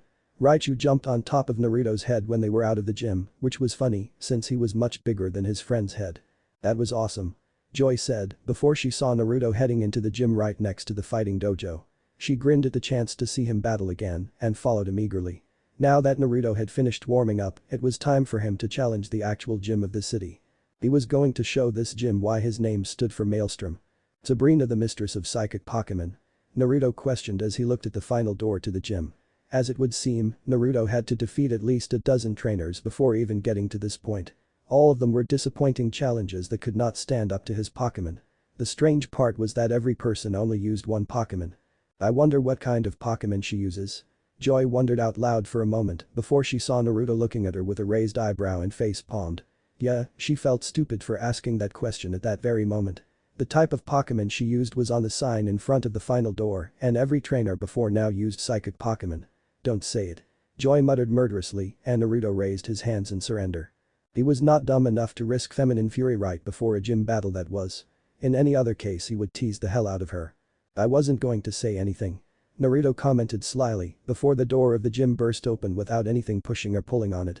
With the door open, Naruto was able to sense something he had not since he had summed to this world. The chakra source. Enter. A reverberating female voice ordered from the darkness of the next room. Even the light from the room they were currently in did not make it into the other room, and when they were about to enter, a barrier of some sort stopped them from going into the room. Naruto put his hand on the barrier and he felt a pulse of chakra stopping them from entering. The chakra source on the other hand slightly diminished, but then the source recharged its chakra quickly. What the hell? Joy yelled as she shoved her hands and face into the barrier to try and push through. It was kinda amusing to see her flattening her cheek against nothing. Naruto channeled chakra around his body and took a step forward through the barrier like it was not even there. I guess only I am supposed to enter, see you when I kick some ass. Naruto said before turning into the darkness and walking forward. The door shut behind him, and if he had not felt another pulse, he would have freaked out that the gym was haunted. Naruto did not do well with ghosts or ghost types. The problem was that ghost-type Pokémon seemed to love him. Trainer Naruto Uzumaki, I formally welcome you to attempt to earn your Marsh badge this day. I have foreseen this day 5 years ago in a vision, and today my vision has come to pass. The rules of the battle are simple, this will be a 3-on-3 battle. The winner is the one to knock out the opponent's Pokémon first, and there shall be no changing Pokémon during battle. The voice that Naruto was sure was Sabrina said, and suddenly the lights of the gym turned on to reveal a young and attractive woman with a dark bluish hair that curled up at the ends. Her reddish-pink eyes looked on with no ordinary emotion, neither shock nor enjoyment. She wore a pink tank top with thin, vertical black lines. It had thin straps, and it cut off just above her belly button, and it just went over the top of her moderately sized breasts. Unlike Erika and Joy, who wore loser clothes, Sabrina wore white skinny jeans and a large belt that was simply there as a fashion statement to hold her pokeballs than to hold her pants up. Her shoes were simple pink slip-ons for comfort, but the strangest thing was around her wrists were large black wristbands with green glowing lines on them. Her skin was a bit paler, but not to that unhealthy level. It was more like a natural pale of a person that just could not get a tan even if they tried. This girl is quite the trendy. Naruto thought, and Sabrina's eyes narrowed slightly. She closed her eyes and smiled for a brief moment before she reached behind her and grabbed the first Pokeball off the back of her belt. She silently tossed the ball into the air, a yellow Pokémon with some white hair on its body and a big nose appeared. What would you do, Naruto Uzumaki? Sabrina thought as she attempted to read Naruto's mind, but all she got in return was the fuzzy image of a giant set of bars blocking her out. Strange, because nobody had ever blocked her out of their minds before. This was the first time she had ever been in a person's company without hearing their thoughts. Let's burn things up, Charizard. Naruto said, and Sabrina held back a chuckle at his choice of words. That was so corny it was funny, but she kept her amusement off of her face. Charizard roared before looking at the Pokémon in front of it with a fierce glare. Hypo, Sabrina muttered lowly, and the Pokémon seemed to get her unspoken order. The medallion in its hand started to glow, and Naruto's Charizard was lifted into the air and thrown against the wall hard enough to actually damage the fire-type Pokémon. Naruto's narrowed his eyes before figuring out what she had done. Charizard, close your eyes and do exactly as I say. Naruto said as he closed his eyes with his Pokémon. It would seem that psychic attacks and powers used a type of energy he was able to track to latch onto other Pokémon before taking effect. The energy was close to chakra, but it was a bit different. His Pokémon did not hesitate to do as commanded and it flew towards the battlefield once more. Interesting, Hypno used Psychic and finished this off. Sabrina thought as she sent a mental command to her father's old Pokémon from when he was the gym leader. Honestly, only one of her Pokémon was actually hers. Hypno still obeyed her though, and to Naruto the world was dark, but a blue light started to head towards Charizard coming from the field in front of him. Charizard, fly to the left and circle around 40 feet. Naruto commanded calmly, and once Charizard did as commanded Naruto felt the light feeling start to fade away. Sabrina blinked in surprise at how her attack missed, but more so that Naruto was able to instruct a Pokémon to dodge a psychic-type attack. Charizard, use Flamethrower on the ground 30 degrees down to your left. Naruto ordered, and Sabrina expected a regular-sized fire stream to exit the Pokémon's mouth. What she got was unexpected when a large torrent of flame erupted from the blinded Pokémon's mouth and crashed into the Hypno. Hypno, use Recover and keep it going until the Charizard's attack ends. Sabrina ordered through her thoughts, and as her Pokémon started to regain its stamina and heal its injuries, it kept getting hurt and burned from the constant assault of the fire. For a few minutes this became a battle of who would give out first, and once Charizard lost its breath it landed on the ground.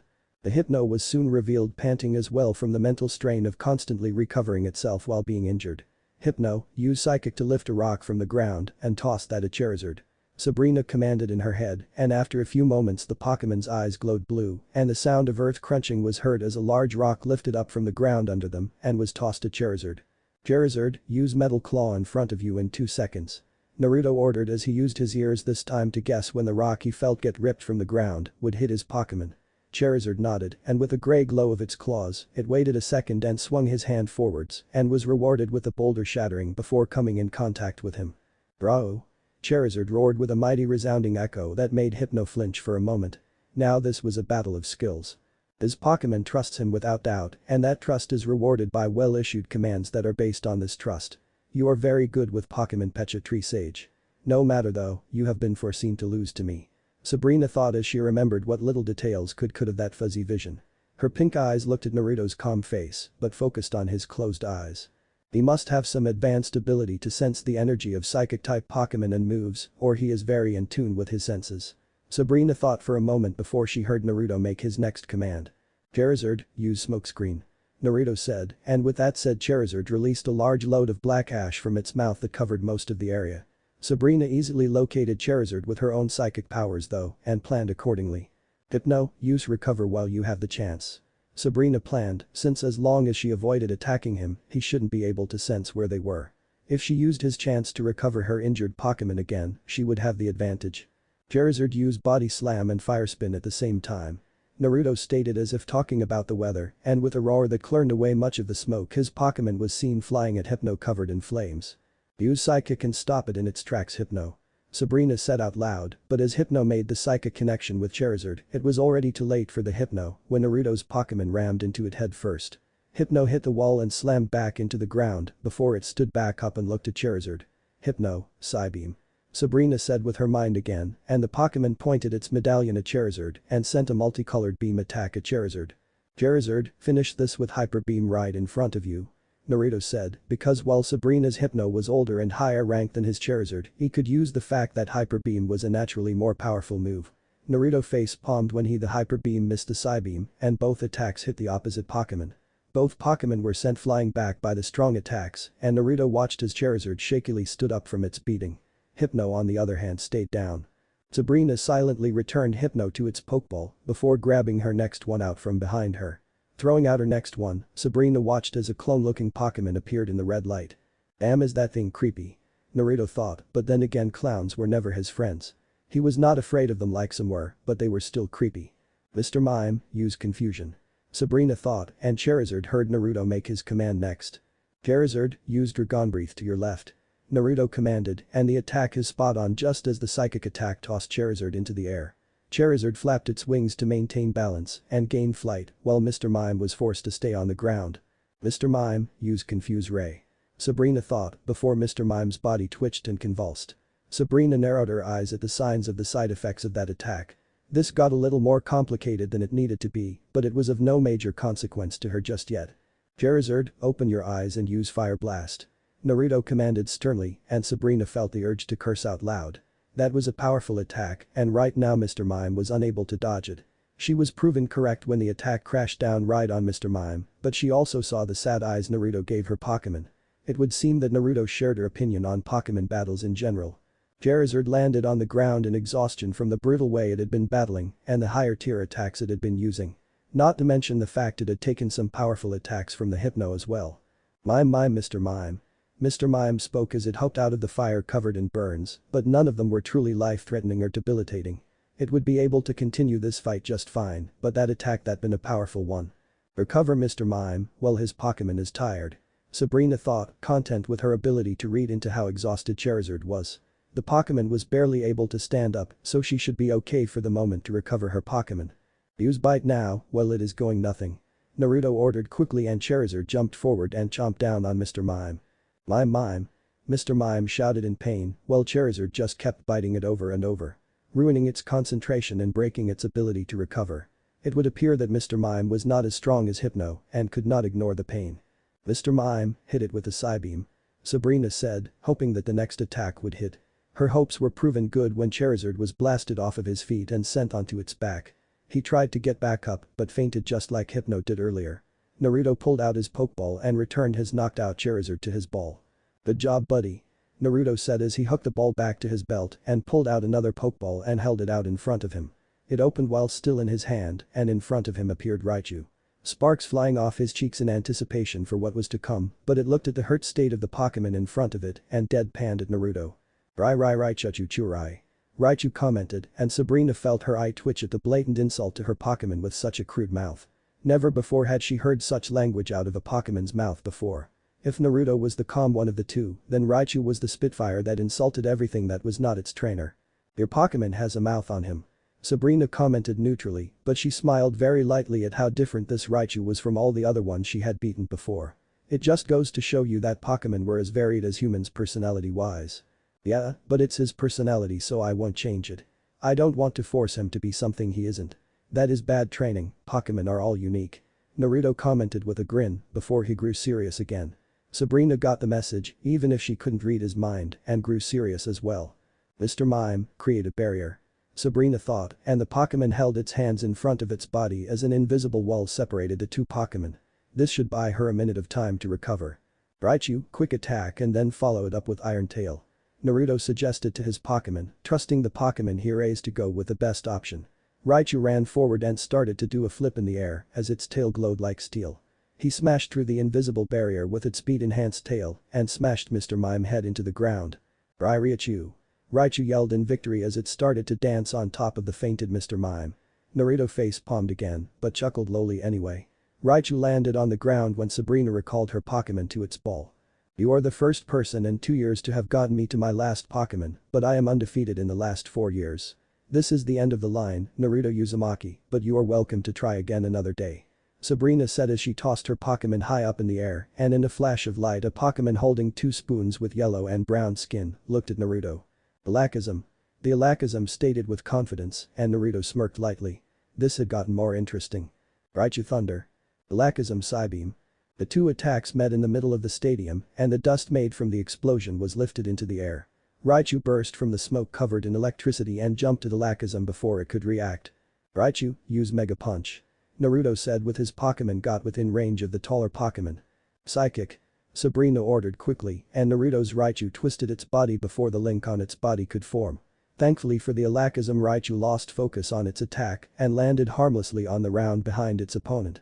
Raichu, Extreme Speed, Double Team, and Thunderbolt. Naruto ordered and Sabrina saw multiple Raichus running around her Pokemon. She tried to find out which one was the real one, but they simply moved around too fast for even her mind to register which one was which before the signal changed to another one. Her Pokemon was assaulted by multiple lightning strikes. This Pokemon is too fast and its lightning attacks are too powerful to stop in time before they hit. Sabrina thought as her mind thought about the situation she was in and over 200 different ideas to get out of it. This was all more impressive since she did it in under 4 seconds. She sighed and realized that she had lost since all her plans involved Alakazam ending up with less than a third of his stamina. Naruto still had his last Pokemon left and she could feel the power humming from the last Pokeball. It was so much stronger than her lackism it would be a punishment to make her precious partner face such a monster. Stop the match. Challenger Naruto Uzumaki, you win this match. Now, please return your Pokemon to its ball. Sabrina said as the two of them returned their Pokemon to their Pokeballs. Sabrina looked at Naruto with a curious expression since this was the first time one of her visions had been proven wrong. Such a curious person, your mind cannot be read and neither do you follow your predestined path like a mindless peon. Sabrina thought as she reached into her back pocket and pulled out a golden badge in the shape of a circle. Naruto took the badge when it was handed to him with a smile. The Marsh badge, eh? Well, this is just another step in the road for me. Thank you for the good battle, Sabrina, but if you always rely on your link between your Pokemon to communicate, you slow down your own perception time.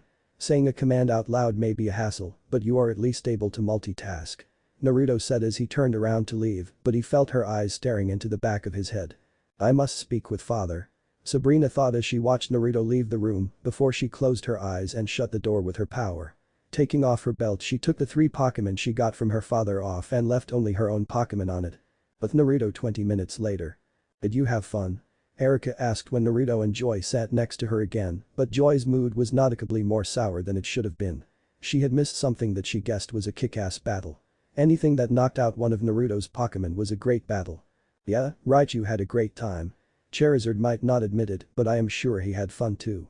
She was in a totally different level than you are, Erika. Naruto said without thinking, but Erika just nodded to the statement.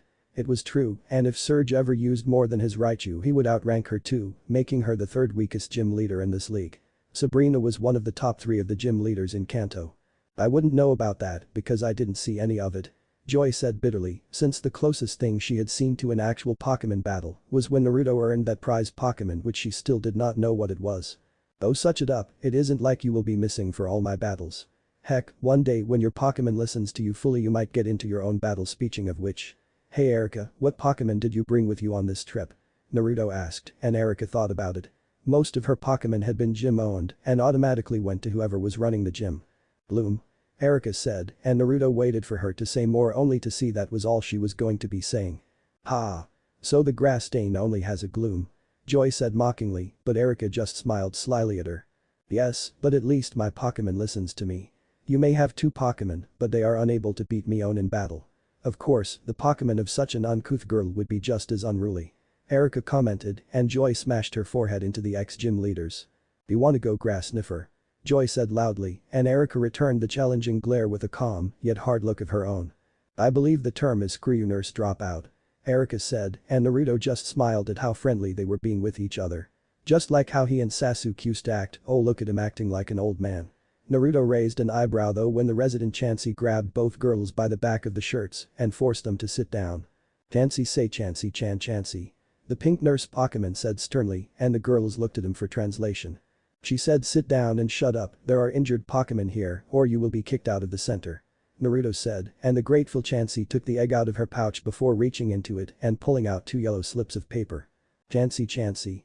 The Pokemon said as she handed each girl 1 slip each. She said that those are for naughty trainers, please don't get us kicked out of the center so soon.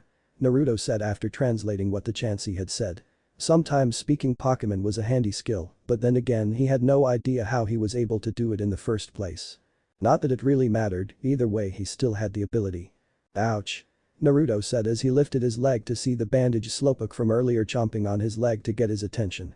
His tail had already started growing back and he seemed to be in well condition, or at least well enough to be moving around. Slow. Slowpoke said, and Naruto thought about it for a moment. Tell you what, we will be here for another few days anyway. When you are fully healed I will gladly take you along with me. Can you tell me what took your tail from you? Naruto asked, and the Slowpoke took a moment to respond. Poke slow. Slowpoke said in a lazy drawl, but still an intelligent one. Just like Shikamaru actually, oh if Shikamaru was here he would totally want one of these. So there has been a Sither in the city running around attacking other Pokemon. Thank you for the information, now the police of the city will know what to look for. Naruto commented, and the nurse Joy came and found the Slowpoke before picking it up and taking it back to his room. I still find it freaky you can understand what Pokemon say. Joy said after a moment, and Erika nodded. She only understood the gist of what grass Pokemon said half the time. Very unusual indeed. Erika agreed, and Joy was about to insult her before she saw a Chansey peeking around the corner and shivered. Creepy? Not quite, those that have a psychic connection to Pokemon usually are able to understand them without trying. They heard the voice of Sabrina say, and she handed her Pokeballs to the nurse to heal them. That battle had left them in need of medical attention after all. Naruto, who is this creepy girl? Joy asked lowly and with a threatening tone that was usually reserved for Erika these days. Usually it is very polite to ask the very person you are speaking of when you inquire as to their name. I expected no less from one of the average peons that would surround themselves with greater beings so that they may better themselves. Sabrina said, and Erika shook her head. Sabrina might not be what one would call arrogant, but she was not very talented when it came to talking to other people.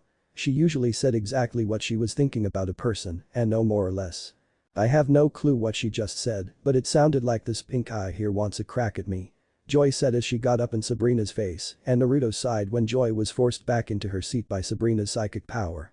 What a very crude person my object of interest has with him. Would it be too much to assume from your pink hair and blue eyes that you are a Joy? Never mind answering that, I already have my answer. Rose Joy, age 16, current Pokemon team is a disobedient Mankey and a prankster Squirtle. You dislike the idea of being connected with the Nurse Joy family, so you dress and act in a manner opposite to those you are related to. You are the shiny Mareep in the bunch, it would seem. Sabrina said as she dove deep into Joy's mind and found out everything about her life. Everything from her darkest secrets to the first boy she had a crush on. You haven't changed a bit, Sabrina. Erika commented dryly, and Sabrina tilted her head. I have always thought I was perfect the way I was, so any reason to change contradicts this thought. You have not changed either, Erika, so your comment is unwarranted. Sabrina said as one of the Pokécenter workers brought her some tea while her Pokémon were being healed. Though, I do wonder why you are not at your gym at the moment. Your mind has always been so scattered that peering through your eyes causes my mind much stress and disturbs my mental state. Sabrina questioned in her own way, and Naruto was able to read in between the lines. Sabrina could read Erika's mind like she did Joy's, but makes her high. Maybe being a grass sniffer wasn't such a bad thing after all. I have no clue what is going on, but I don't like this pink-eyes big-breasted slut. Joy thought with a deadpan. She was still trying to figure out just what Sabrina had said to her, and now she was using more complicated sentences. Her head hurt. Then might I advise you take medication for your sore head? Sabrina suddenly suggested as she looked at Joy, and the pink-haired girl looked at Sabrina in surprise. Great, a psychic know-it-all that can read minds. Joy thought with a freaked-out look, but that was mostly because Sabrina's face never changed when she spoke. Know-it-all is not quite the correct term. I neither have all the knowledge in the world, nor am I able to read Naruto Uzumaki's mind. Psychic though is just the general term, I am a prodigy in the art of telepathy and many other psychic arts. My main skill being telekinesis. Sabrina commented neutrally, and Joy felt a little like her privacy had been invaded. I have no intention of invading your privacy, but my wrists were chafing, so I had to take off my psychic limiters for a small amount of time. Right now my mind-reading abilities are rather hard to control. Sabrina said as she gestured to her slightly red wrists. Naruto looked at the small group of girls and got a bad feeling. He just hoped that Sabrina wasn't going to try and follow him, because he could tell that these three would not be able to get along with each other very well. The rough around the edges Joy that would get in your face without hesitating and was itching to kick somebody's ass. The calm Erika that would make snide comments but would also fall asleep on a moment's notice. The psychic Sabrina that seemed to be as straightforward as they came and was not afraid to use force to get what she wanted. He could only wonder how many problems this might cause for him. First a grass sniffer and now a psycho queen. What the hell about Naruto attracts so many women to him?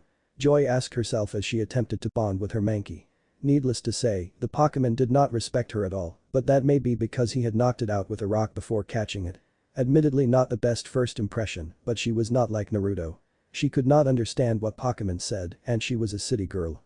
Pokémon had never truly liked her as much if they were raised in the wild. Squirtle.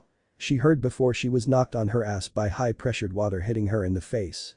She looked at the culprit and saw her own Squirtle rolled onto the back of its shell from laughing too hard. Why the hell am I the only one with such disobedient Pokémon? Grass Sniffer's Gloom listens to her every words, and Naruto's Pokémon obey him without question. What's that noise? Joy thought as she returned Squirtle and Mankey to their Pokeballs, and she walked over to the sounds of flesh smacking flesh. They were currently in one of the very few parks in the city, and the sounds were coming from the clearing trainers were allowed to use for battles. Hitman. Use more power. She heard, and when she peeked over the bushes, she saw the sight of Naruto sparring with a Hitmonlee in a battle of kicks, which Naruto seemed to be winning. They simply stood in place and kept lashing out by kicking at the opponent. Sparring with one's Pokémon deepens the bond and allows the Pokémon to trust in the trainer's judgment. Then both trainer and Pokemon gain a deeper understanding of the other. Such a method is barbaric but shows results just as well as advanced training used nowadays. Naruto seems to make use of such a means and pushes it to new levels. Truly fascinating. Joy heard from next to her and she jumped away in shock at the fact that Sabrina was leaning against a tree watching the mock fight taking place. Lee. Hitmonlee yelled in pain as it was sent flying through the air when Naruto kicked it in the gut. It righted itself in mid-air and landed on its feet again. It looked at Naruto with a hard look for a moment before placing its hands together and bowing to Naruto. He had been moved out of the circle so this was his loss. He would accept it with grace and dignity. Beating a Hitmonlee in a kicking contest. What kind of monster am I following? Joy asked herself with a sweat drop. Sometimes she worried about what kind of trouble Naruto was expecting to run into if he had trained his body this well. Good job Hitmonlee, but you need to make sure to pull back your kicks the second that they make contact. Naruto commented as he returned his Pokemon to its Pokeball. He placed the ball back on his belt just as Erika started to walk up out of nowhere. Amazing, you sure must have trained your body if you were able to beat a Hitmonlee in a battle on your own. Erika complimented with an excited but calming tone. Sabrina walked up next and Naruto gave her a nod. Naruto could sense Sabrina's unique yin energy and had known she was there watching him. There was no physical energy involved so he couldn't really call it chakra. That is a very impressive feat but not out of the realm of human ability. Nonetheless, you must have applied yourself to your physical limits attempting to learn to battle against Pokemon like so. Your body is very well muscled but not in the way that indicates ever having gone to a gym before or using equipment. No, your body shows that it was hardened by fighting and an active lifestyle with a healthy diet. Sabrina said as she automatically examined his body and deduced how he had it with a glance. She may not be able to read his mind but she could read his body easily. That did not require psychic power to do, so the strange energy in his body was not blocking her from checking him out as she had heard some younger teen girls doing when Naruto walked into buildings. His body is all he has, so he has to take care of it. If he had to rely on his brain instead he would be screwed in life. Joy said as she turned her head with a blush. Sabrina looked at her for a moment, with her wristbands back on she was not automatically reading Joy's mind and she turned back to Naruto. He should be proud of how well his body is taken care of. Many of the minds I have read when girls see him usually comment about how Naruto makes them moist or along the lines of dad ass and want a piece of that. I believe you yourself were thinking yesterday about how much of a hunk Naruto was when he wasn't ruining it with his mouth. Sabrina stated and she saw Erika with a red face with her cheeks bulging. She was attempting to not laugh as hard as possible but Joy noticed and glared at Erika. You want to start something grass stain? Joy yelled in embarrassment before she saw Erika give up and bend over when she started to laugh. Erika was laughing so much she started to go red in the face and she was crying from the trouble breathing she was having.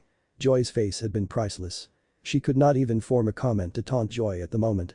Interesting, so laughter can be dangerous to the one laughing. Sabrina observed with a neutral face and Naruto chuckled at her. She gave him a simple raised eyebrow and made a hand motion to ask him to explain his reason for laughing. Sabrina, laughter is an expression of happiness most of the time. Laughing is a great thing and it is good for the heart and lungs. You should try it sometime. Naruto said as the two of them watched as Erika collapsed to the ground randomly and started to snore. Naruto felt his eye twitch when he saw that. He did not know if this was from her losing so much oxygen or her years of smelling grass-type Pokemon. Ahahaha. Right on the face too. Joy laughed when she saw Erika take a nosedive into the grass.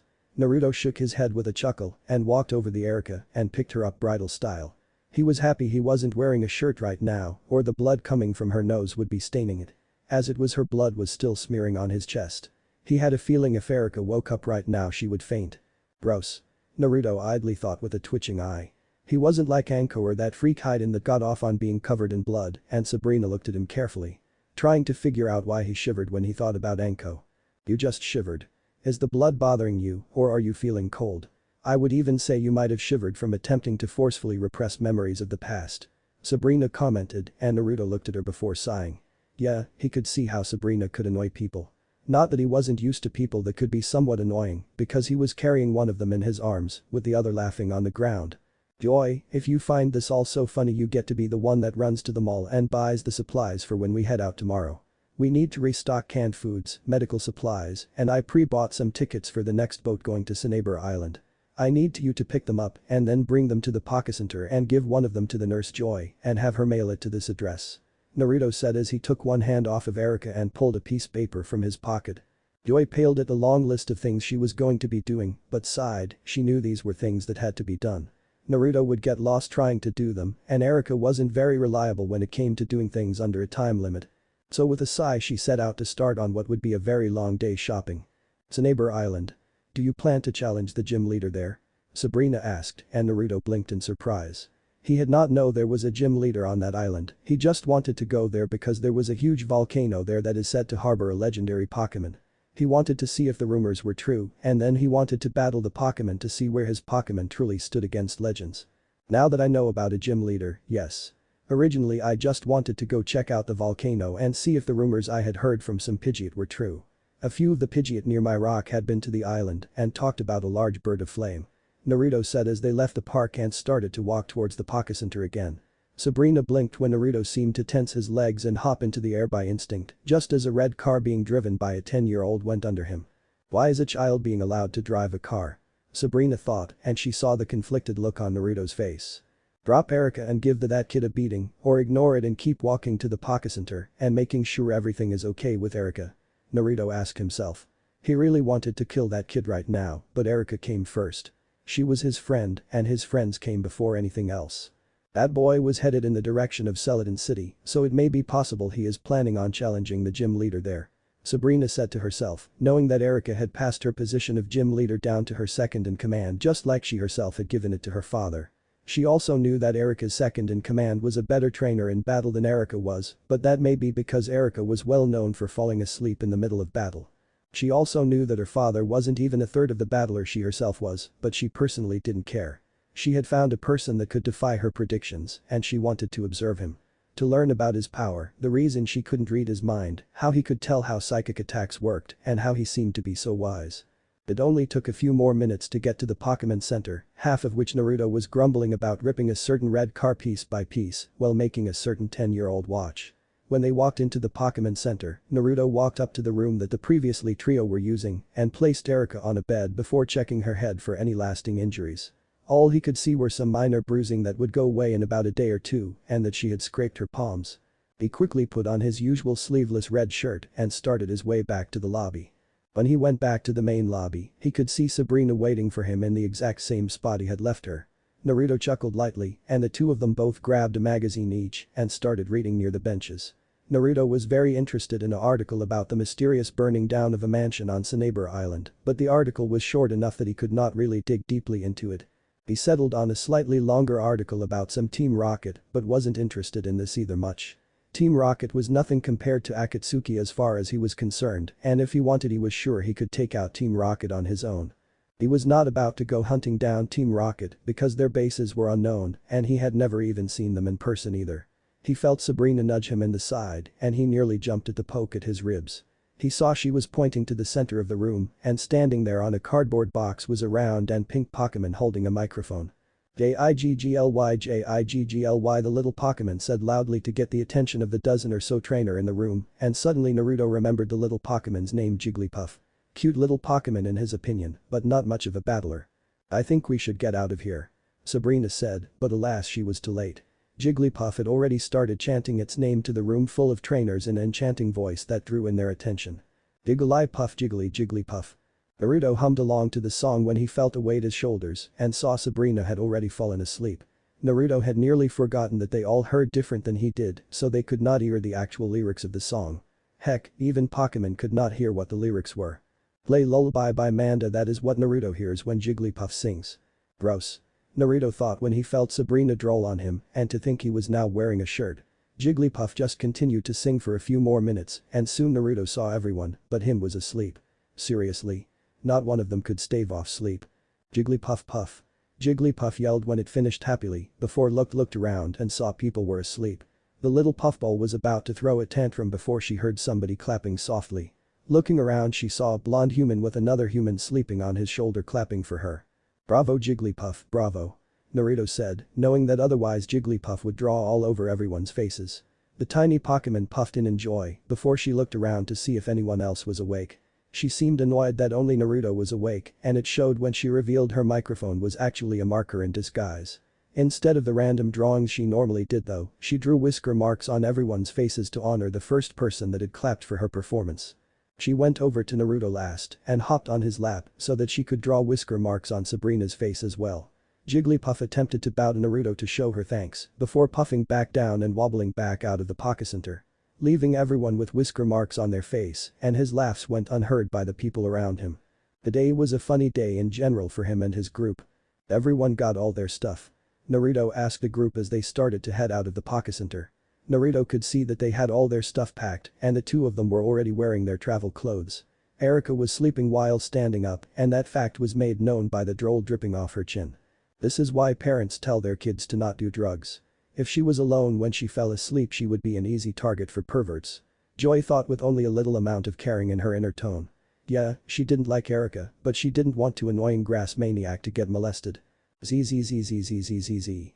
Erika enjoying a deep sleep before she was awoken abruptly by the feeling of a hard flick to her nose. She jerked up and jumped as high as she could in surprise and she ended up about to fall down on the concrete. Naruto was about to catch her, but strangely enough a blue glow appeared around her as she started to float. I see you were about to leave without me. Naruto Uzumaki, I shall join you on your quest. They heard the neutral voice of Sabrina say as Erika's feet touched the ground again and she looked sheepish. Joy's eye was twitching like crazy and Erika did not really mind the psychic girl coming along for the ride. Erika herself was only on the journey to make Naruto hers, find new species of flowers and grass types, and annoy Joy. Sabrina had to have more important reasons than hers for wanting to come along. Great, first the grass slut and now the mind reader. Just freaking great. Joy thought with a twitching eye. Oh yes, by this time she knew that Naruto would almost never say no to somebody wanting to travel with him. If you want to, but I have a rule. Those that don't work for their food, don't eat. Naruto said in a joking way and Sabrina nodded seriously. Naruto wanted to facepalm at her inability to understand jokes, or maybe it was because she couldn't read his mind to find out he was joking. I understand. Coming into the group like this, of course it would create a trouble with food. It would be ignorant of me to assume you would just feed me, so working for my food should be expected. I have no wish to be a burden on the group as a whole.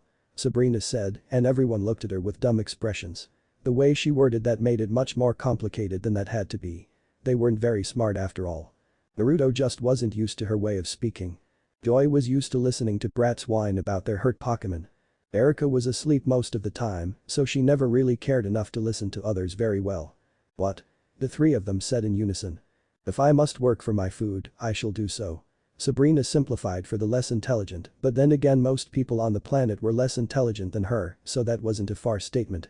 At least her tone wasn't making her sound like she was trying to insult them, if she had a tone that is.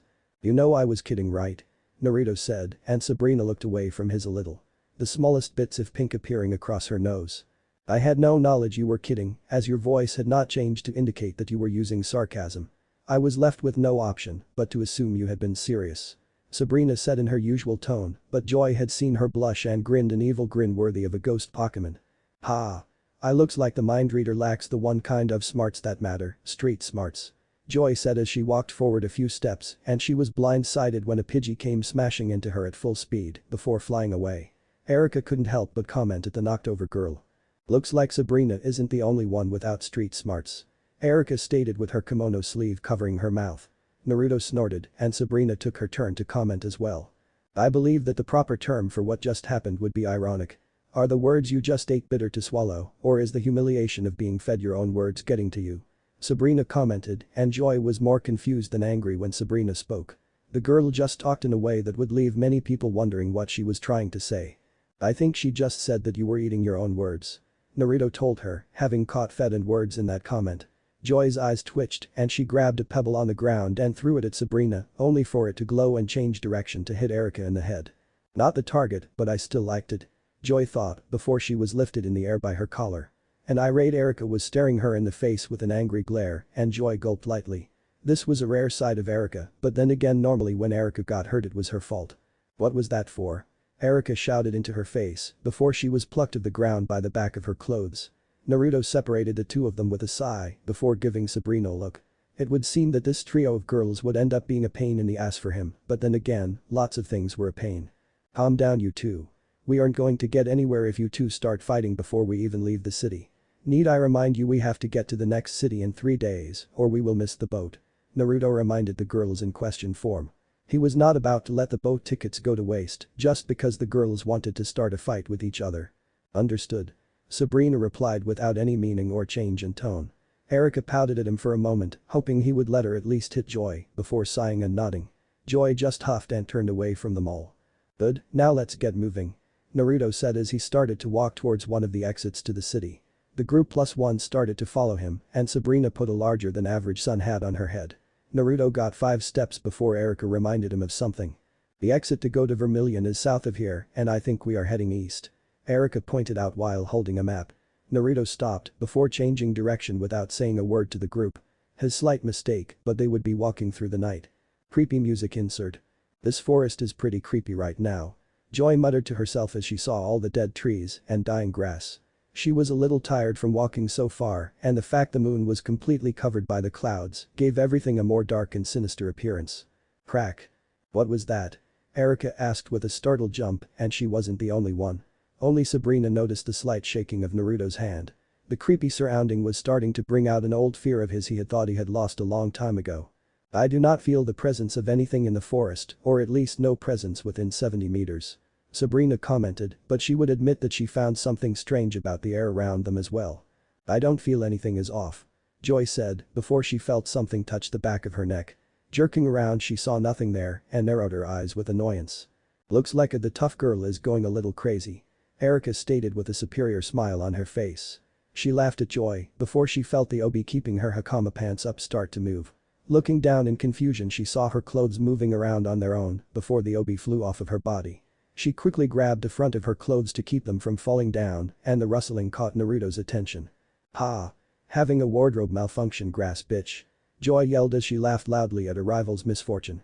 Naruto and Sabrina were more focused on the gently falling obi, and now Sabrina was sure that she could see Naruto shaking a lot more than before. "Don't look at me," Erica yelled as she ran and hid behind Sabrina just in case Naruto turned around. It was one thing to let him carry her and press herself against him, but she didn't wear underwear, so if her pants fell things would get more complicated than she wanted them. Gen. The group heard the strange laughing noise and everyone turned to Naruto for the translation. Sabrina finally figured out they were dealing with a ghost type, mostly because her powers weren't able to do anything to it. Yes, she could move it away from them, but psychic was at a disadvantage against ghosts. "Naruto?" Joy asked as she walked in front of him and now she noticed something wrong with him. He was very pale and he was starting to sweat like crazy. "Naruto, are you scared of ghost-type Pokemon?" Sabrina asked and Erica looked at Naruto for his response, but they got no response other than Naruto starting to fall backwards. His eyes had rolled into the back of his head and he was twitching. "Fear of ghost types?" Joy wondered as she caught Naruto but struggled under his weight. Gen. "For guy that understands and loves Pokemon, you sure have a strange fear of ghost types," Joy commented without making fun of Naruto, who had recently woken up from passing out. The group had decided to make it a night, since whenever they tried to go forward that same mist would appear in front of them and block their path. The fact Naruto was squeamish around ghost types didn't help with the fact that they were in a forest that had a lot of ghastly and haunter this time of year. Not just ghost types, but all ghosts. "It is so creepy to not be able to punch something, but it can punch you, I actually have a bad experience with that," Naruto said with a twitching eyebrow when he remembered how much a bitch Obito was to beat because of his ability to become untouchable. Since then his fear of ghosts has been magnified to new levels. He couldn't help it, just being near a ghost would cause him to freeze up unless it was a ghost Pokemon that Naruto personally knew. So basically there were like 3 or 4 ghost Pokemon that didn't make him freeze up in terror. Some people had a bad fear of bug Pokemon and some dragon types, well he had a supreme fear of ghost types. "Oh dear, it looks like even the foul-mouthed girl has a soft spot. What's the matter, your crush having a tough time so you decide that you should soften up?" Erica teased Joy and the pink-haired punk girl's eyebrow twitched for a moment as she attempted to try and control her almost unending anger towards the girl she labeled as the grass slut. She was literally twitching constantly at this point as she attempted to rein herself in. She is thinking that if this grass slut doesn't shut up, she will have to choose which ass she is crapping out of when I rip her a new one, and while rude, it would be quite something to see. "I would like to view how this plays out," Sabrina commented while sitting on Naruto's otherwise, and he couldn't help but chuckle when Joy looked like she was having trouble deciding what to be angry about. The fact that Erica teased her, or the fact that Sabrina was reading her mind again. Seriously, it was like the only person immune to her mind reading was Naruto. It was scary how much she could be angry at in a single moment. How vulgar, and if Sabrina says it then it must be true. Even your thoughts have a repulsive odor to them, and it has an after scent of anger management issues. Erika commented, but before she knew it, she had to jump back out of shock when Joy jumped into the air towards her with hot fury on her face. She was restrained by Naruto when he grabbed the back of her skirt and kept her from running any further. She was running in place for a few minutes before she realized that Naruto was holding her back. "Let go, Blondie, the grass cunt is asking for it now." Joy shouted at Naruto with her anger clearly visible, while Naruto chuckled. "Oh, so grass cunt is it? I didn't know that I had gotten a new nickname. Still rather vulgar if you ask me," Erika stated with a snide smile on her face, while Naruto gave her a twitching eyebrow. She nodded and smartly backed off on the insults for now, and Joy was able to tell that they were done with this. Letting go of her skirt, she wiped imaginary dust from her hands and nodded to herself. "Hey guys, I am going to go train with Slupuk. He hasn't gotten any real training yet," Naruto stated as he held up a Pokeball that contained the recently captured pink Pokemon. They each nodded before he started to walk off. Blinking, he grabbed another Pokeball and tossed it behind him. Not a second later Raichu came out and Naruto craned his neck towards the group. "Rai." Raichu stated in agreement, knowing that he would be needed to make sure the girls didn't kill each other while Naruto was training the newbie. Of course, Naruto knew the correct way to train water and psychic types, so it would be pretty easy for him to get Slowpoke motivated. Once Raichu ran back to the group, Naruto made his way towards a distance where he could train his newest addition without being spied on. They may be a group that traveled together, but when it came to training their Pokemon, they were going to do that separately so that they could surprise each other should they ever want to have another battle. Sabrina had her Lakazam. A very powerful Pokemon that could no doubt beat his Raichu in a straight battle if she wanted it to, and if he wasn't able to sense where psychic attacks were going to hit. That was the trick that really let him pull out a major win without having to resort to using his secret weapon. Erika had her Gloom. A powerful Pokemon in its own right, but not the most powerful out there. Joy had both Squirtle and Mankey. The problem with both of them was the Squirtle was a prankster that only listened to her half of the time, and Mankey almost never listened to her without Naruto giving it a glare to straighten it out first. Finally, Naruto had Gyarados, Raichu, Charizard, Hitmonlee, and Slowpoke. Basically, he had the most Pokemon he needed to train to a great enough status. Gyarados and Raichu were pretty high up there, and Gyarados was powerful enough to be placed on the semi-legendary status. Raichu was extremely powerful thanks to Naruto's near-suicidal training methods. Charizard was a veteran Pokemon that was very experienced in battle from the beginning.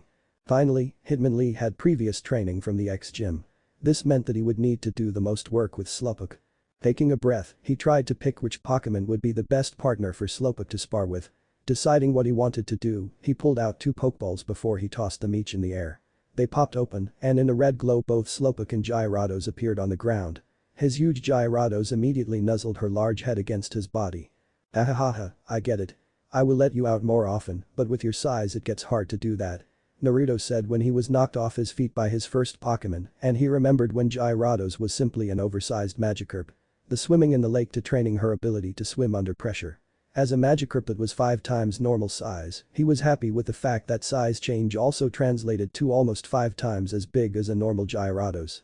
At least, it seemed to be that big. It was hard to get an accurate measurement when comparing to other more temperamental Pokemon of the same species. Graya. Gyarados cooed, while Naruto pushed the giant head off his body with a laugh before he stood back up. Slowpoke was looking at the size of the Gyarados in shock because normally Gyarados was one of the most feared Pokemon in Kanto because of hard they were to train and control. If they didn't have a great respect for their trainer, they would not even bother listening. Gyarados had actually been put on the list of Pokemon that were supposed to be used when competing in the Pokemon League of Kanto. Only Gyarados that pass certain tests were allowed to be a part of the team that was used to compete. They were tested on if the trainer was able to command them and if they could keep their tempers under control. Slowpoke stated, and you didn't have to understand Pokemon to notice that the translated version of that was dumb. It wasn't every day that somebody saw a huge Gyarados that made other Gyarados seem shrimpy. Naruto smiled before he got into his training mode. "Okay, enough playing around. Slowpoke, it is time to begin your training. The first lesson is how to dodge. Gyarados, use tackle," Naruto ordered simply, and if Slowpoke had an oh shit face, then that was what Naruto was looking at when the Pokemon started wobble running in the opposite direction as fast as it could. Gyarados saw Naruto wink and decided that it would just stay a small distance behind Slowpoke to sort of get it going. Slowpoke were durable and had a high potential for special attacking. They also had a rather nice ability to dish out attacks while taking damage. Their biggest problem was their reaction time and their speed. The best option was to make use of this as a chance to get Slowpoke's base speed up and then it would be time to get some weight training in for the pink Pokemon. As Slowpoke got faster, Gyarados would increase her speed and Slowpoke would have to react faster as well. It was useless teaching a Pokémon new moves if they couldn't properly move around the field to take advantage of those moves. Slow Slowpoke. Slowpoke shouted when Gyarados caught up to him and lightly tapped him by her standards. The fact it was by her standards was because Slowpoke was still pretty much sent flying, but Naruto caught the small pink Pokémon that seemed to be more responsive than the rest of his species. Naruto gently placed the Pokémon on the ground before he saw Gyarados coil up on the ground in front of them. "A mock battle is it, okay Slowpoke us water gun on Gyarados. I want to see some power," Naruto stated with confidence and in response a jet of water spewed out of Slowpoke's mouth and collided against Gyarados' face. The end result was that Gyarados suffered almost zero damage from the attack, which should have been obvious since Slowpoke was far out of his league when it came to Naruto's strongest Pokémon. Maybe more people would train Magikarp if they realized that every Magikarp had the potential to become a badass Gyarados one day. Slowpoke pouted and Naruto got down on his knees and rubbed the depressed Pokémon on the head. Gyarados was the perfect Pokémon to practice moves on because of just how much of a tank she was. Some may call his giant Gyarados a freak of nature, but Naruto just considered her born to be a legendary badass. "Don't worry Slowpoke, I would be more surprised if you actually did hurt Gyarados with a water gun or any water type moves," Naruto explained to the now a little bit happier Slowpoke. It would seem that his pep talk had worked and Slowpoke noticed something floating behind Naruto that he himself was unable to notice. A sudden chill ran down Naruto's spine and he slowly turned his head with sweat beginning to bead on his face. Floating right behind him was a purple Pokémon that looked like an evil version of a Clefairy and it was a Pokémon that immediately caused Naruto to freeze up. "Gen. The Jengar chanted in amusement before it jumped out of fright when it saw the large Pokémon behind Naruto that was glaring at him. The Pokémon pulled its face into a weird position and just before it vanished, it gave Naruto's face a good long lick that covered him in slobber. He twitched once before he fell to the ground in a dead faint. "Those types?" to Naruto. "0. But the others?" Naruto just passed out. Sabrina pointed out when she felt the change in Naruto's Pokémon's mental states. She wasn't able to read Naruto's mind because of the blockage, but she could read his Pokémon's minds and they were just thinking on how Naruto passed out from getting licked by a ghost Pokémon. "Those type?" Erika asked, only having ever seen Naruto freak out when it came to ghost types. It was rather funny that somebody that wasn't afraid of most things had such a simple fear when it came to a certain type of Pokémon. "That settles it. I am going to catch that Pokémon," Joy shouted with a determined grin on her face. She remembered the Pokémon's face and a Jengar would make a great addition to her team. A fully evolved Pokémon like that would be a real powerhouse on any team and ghost types were pretty strong Pokémon. "You want to catch the Pokémon that the only friend a rude girl like you has is afraid of. It would seem that somebody is a bit more of a hassle than she lets on." I would have never thought it was Erika started before she slumped forward and her snores could be heard. Joy smirked down at her for falling asleep before she tossed her Pokeball in the air. A few seconds later Mankey was standing in front of her and it seemed more than ready for a battle. "You do know that fighting and normal types can't hit ghost Pokémon?" Sabrina pointed out with a raised eyebrow and Joy blushed before she returned Mankey back to his Pokeball before she got out Squirtle's Pokeball and stormed off to hide the fact that she was humiliated because of her own mistake. That would have been a humiliating beatdown for Mankey if Sabrina hadn't commented at that time. She wasn't going to thank her though, because Sabrina wasn't the type to just let it end with that. She would hold it over her head until she could find the perfect type to tease her with it. She just could not catch a break with traveling companions. "You look horrible but what else is new?" Erika pointed out when she and Sabrina noticed that Joy was coming back to them and the now awake Naruto. Her clothes were extremely ruffled and she was holding 2 Pokeballs with a grin on her face. Not even the way Erika was bad-mouthing her was going to bring down her good mood. In the end, she had found the Jengar and attempted to capture it by using her Squirtle. That plan failed badly. Her Squirtle had been taken out with a single attack, but then she tried another tactic. By using what Naruto had taught her so far, she herself charged at the Pokémon. That plan also failed. At that point she had already been knocked around by the Jengar for her efforts. Then as it was going away she threw the Pokeball at it in the hopes that it would not see it coming. She had been surprised when that plan seemed to have worked, only for that plan to turn out as a failure as well when the Pokeball popped open to reveal that the Jengar had not been amused with how she had played dirty. "I caught a Pokémon," Joy shouted with a grin on her face, and it was true. On the way back she had thrown her Pokeball into the bush out of anger, only for her to hear the Pokeball clicking not a few seconds later to show that she had actually caught a Pokémon thanks to her anger taking advantage of her. It was her temper tantrum that had landed her a new Pokémon for her team, and even if it wasn't the one she had been hoping for it was still a Pokémon she could now consider a part of her team. "Good job." Now that Jengar is caught, we can finally go to Vermilion City.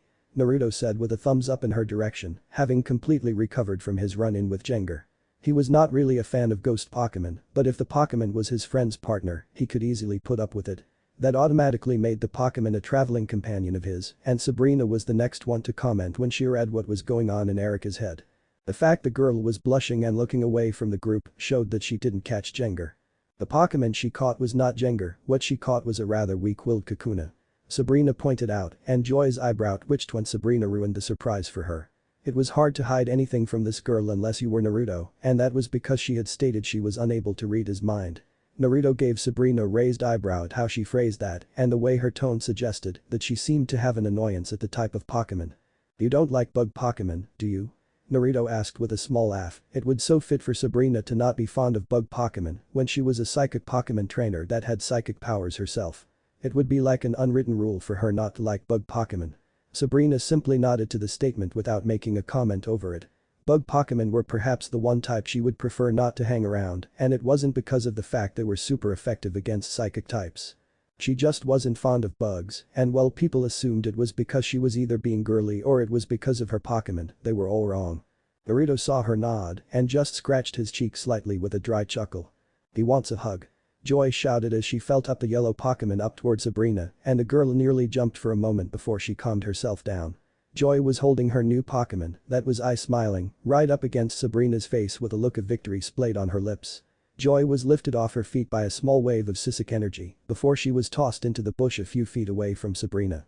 The mistress of psychic Pokemon smirked very lightly before returning to a neutral expression. Rejected. Erika laughed out lightly when she saw her rival thrown into the bushes, with her legs sticking out awkwardly. When Joy heard that, you could tell she was angry by how her legs suddenly started to jerk around, while angry muttering was heard. Naruto moved over to the bush before he pulled her out by her ankle and dropped her on the ground. Her new Pokemon was already in his Pokeball again. Brass cunt, you want to bug her as much as me. You aren't innocent here. Joy said while poking Erika in the chest. She sweat dropped for a moment before she ran to a tree and banged her head against the bark when she realized that Erika had a bigger chest than she did. She was pouting while she was banging her head against the tree, while Erika smirked when she realized why Joy was doing it. She would wait to make a joke about it though, because to be honest, she was running out of new snide insults. It would be better to save some up for when Joy really started to annoy her. Jengar. The sounds of the same Jengar from earlier were heard, and Sabrina was surprised to find that Naruto was still awake this time. He was really pale, but he was awake. That was why she was surprised when she saw him pull a Pokeball from his belt and grin and tossing it into the air. She was surprised to see Charizard coming out with a roar of fire spewing from his mouth. I finally get it, you want to battle. My fear was blocking my ears earlier, but now I can hear your heart clearly. Okay, if you want to battle that badly then I will give you one. Naruto declared with a smirk that was shared by Charizard, and it didn't take a genius to see that both trainer and Pokemon were in sync when it came to this idea. A few seconds later Jengar appeared in front of the group and it was staring right into Naruto's eyes with a grin on his face. Naruto had been right, when Jengar had sensed a powerful trainer nearby he wanted to battle against the trainer. He was happy to see that now the trainer was ready to pit a powerful opponent against him, so he would be more than happy with the fact he could finally battle somebody again. This is going to be intense, that Jengar is strong. Sabrina stated with a frown, while she believed that Naruto would win it was hard to tell. If this was going to be a one-on-one fight against two fully evolved Pokemon one could never be sure. The fact this Jengar had the advantage in knowing more about the opponent was something that had to be taken into account. The three girls stepped back when they saw the Charizard tail flame was burning hotter than before, no, hotter than it ever has before. Charizard respected Sabrina as a trainer, and if she stated that this Pokemon was strong, then he would be pumped up to fight. Don't you lose Naruto, if you do I will make fun of your fear every day for the rest of our journey together. Joy said in her own special way of cheering him on, while the girls next to her said nothing about it. It was obvious by the smirk on his face that Naruto was so focused he couldn't even hear them anymore. Start this off strong Charizard, use a Fire Blast at the strongest power you can put out. Naruto ordered right away, and his fire-type Pokemon tilted his head back as fire burned harshly from the sides of the Pokemon's mouth.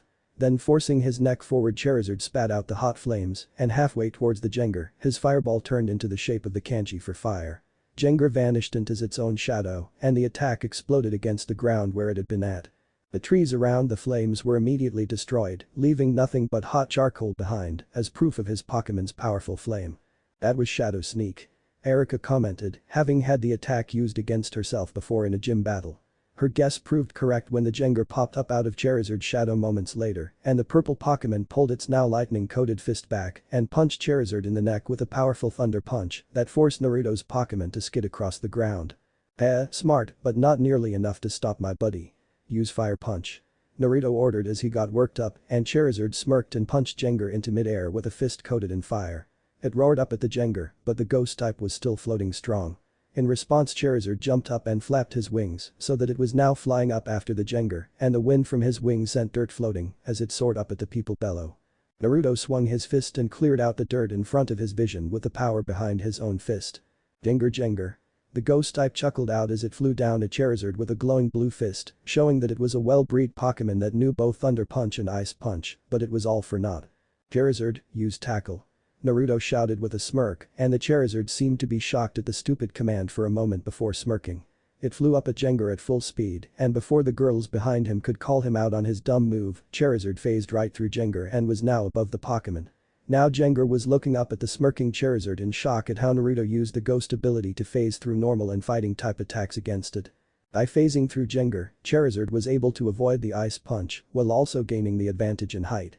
Amazing, he used Tackle not as an offensive attack, but as a defensive one to force Jengar into a state where it couldn't attack Charizard. Sabrina commented with an impressed expression on her face. What she didn't know was that Naruto got the idea from fighting Obito. If your opponent couldn't touch you, then you could counter then a second later when you were able to touch them as well. Using his intangibility against him so that he could dodge an attack was something that was right up Naruto's alley. Naruto and Charizard shared a look before both gained expressions of equal amusement. This is what battling is about, now use Fire Spin. Naruto shouted with his grin in place, while a spinning jet of flame erupted from Charizard's throat and rushed down towards the surprised Jengar for a split second. The Pokémon reacted in time though, and with a ball made from shadows, it threw the attack it formed into the heart of the flames and forced the attack to miss. The shadow ball continued to fly up at Charizard, only for it to miss by a hair when the fire type flew to the left. Giving Jengar time to press the advantage and float up quickly to the Pokémon above him, and with a demented grin the Pokémon he licked Charizard across the neck and caused a moment's distraction in Naruto's Pokémon out of disgust. Genjin Jengar. The cackling ghost type shouted out as it held its hands in front of its body and sent out pulses of powerful dark power right into Charizard's gut. Charizard grunted out in pain from the dark-powered attack and he started to fall out of the air for a second before he caught himself. Strong one is right, but it's turn up the heat. Charizard, time for a strong dragon claw. Naruto shouted up to his Pokémon, and with a smirk Charizard's claws both gained a large green aura around them, with 3 aura claws sticking out of the aura. Jengar smirked as well and the two floated at each other, and before Charizard was able to strike Jengar used a sucker punch to allow it to attack Naruto's Pokémon first. The fist of Jengar landed right in the chest of Charizard, but instead of getting the wind knocked from him, Charizard tanked through the blow and slashed Jengar right in the face with a powerful blow that sent the ghost type flying towards the ground with a might crash. Bro! Charizard roared to the heavens with a might spout of flame coming from his mouth before Jengar was heard from the ground. Charizard and Naruto looked at Jengar staring up at Charizard, damaged but mostly okay, and with his arms crossed up at the Pokémon that damaged him. Tough guy huh, and now I am excited. Let's do this Charizard, now use Smokescreen and follow it up with Dragon Rage. Naruto ordered to his loyal fire-type Pokémon, and without delay his Pokémon started to spew black smoke around himself to block his body from view. Jengar's eyes narrowed, and it started to look around the smoke-covered skies for Charizard, only for a green and blue fireball to come from the smoke and rush towards the ghost type. Naruto smirked in that second that Jengar jumped into the air to dodge the explosion from the dragon fire. Jengar looked up to see the Charizard rushed out of the smoke and was inches away from the ghost type now. The ghost type's eyes widened for a split second before it smirked and gave Charizard a thunder punch to the face right before it was sent right back into the ground when Charizard spat a fireball into its face.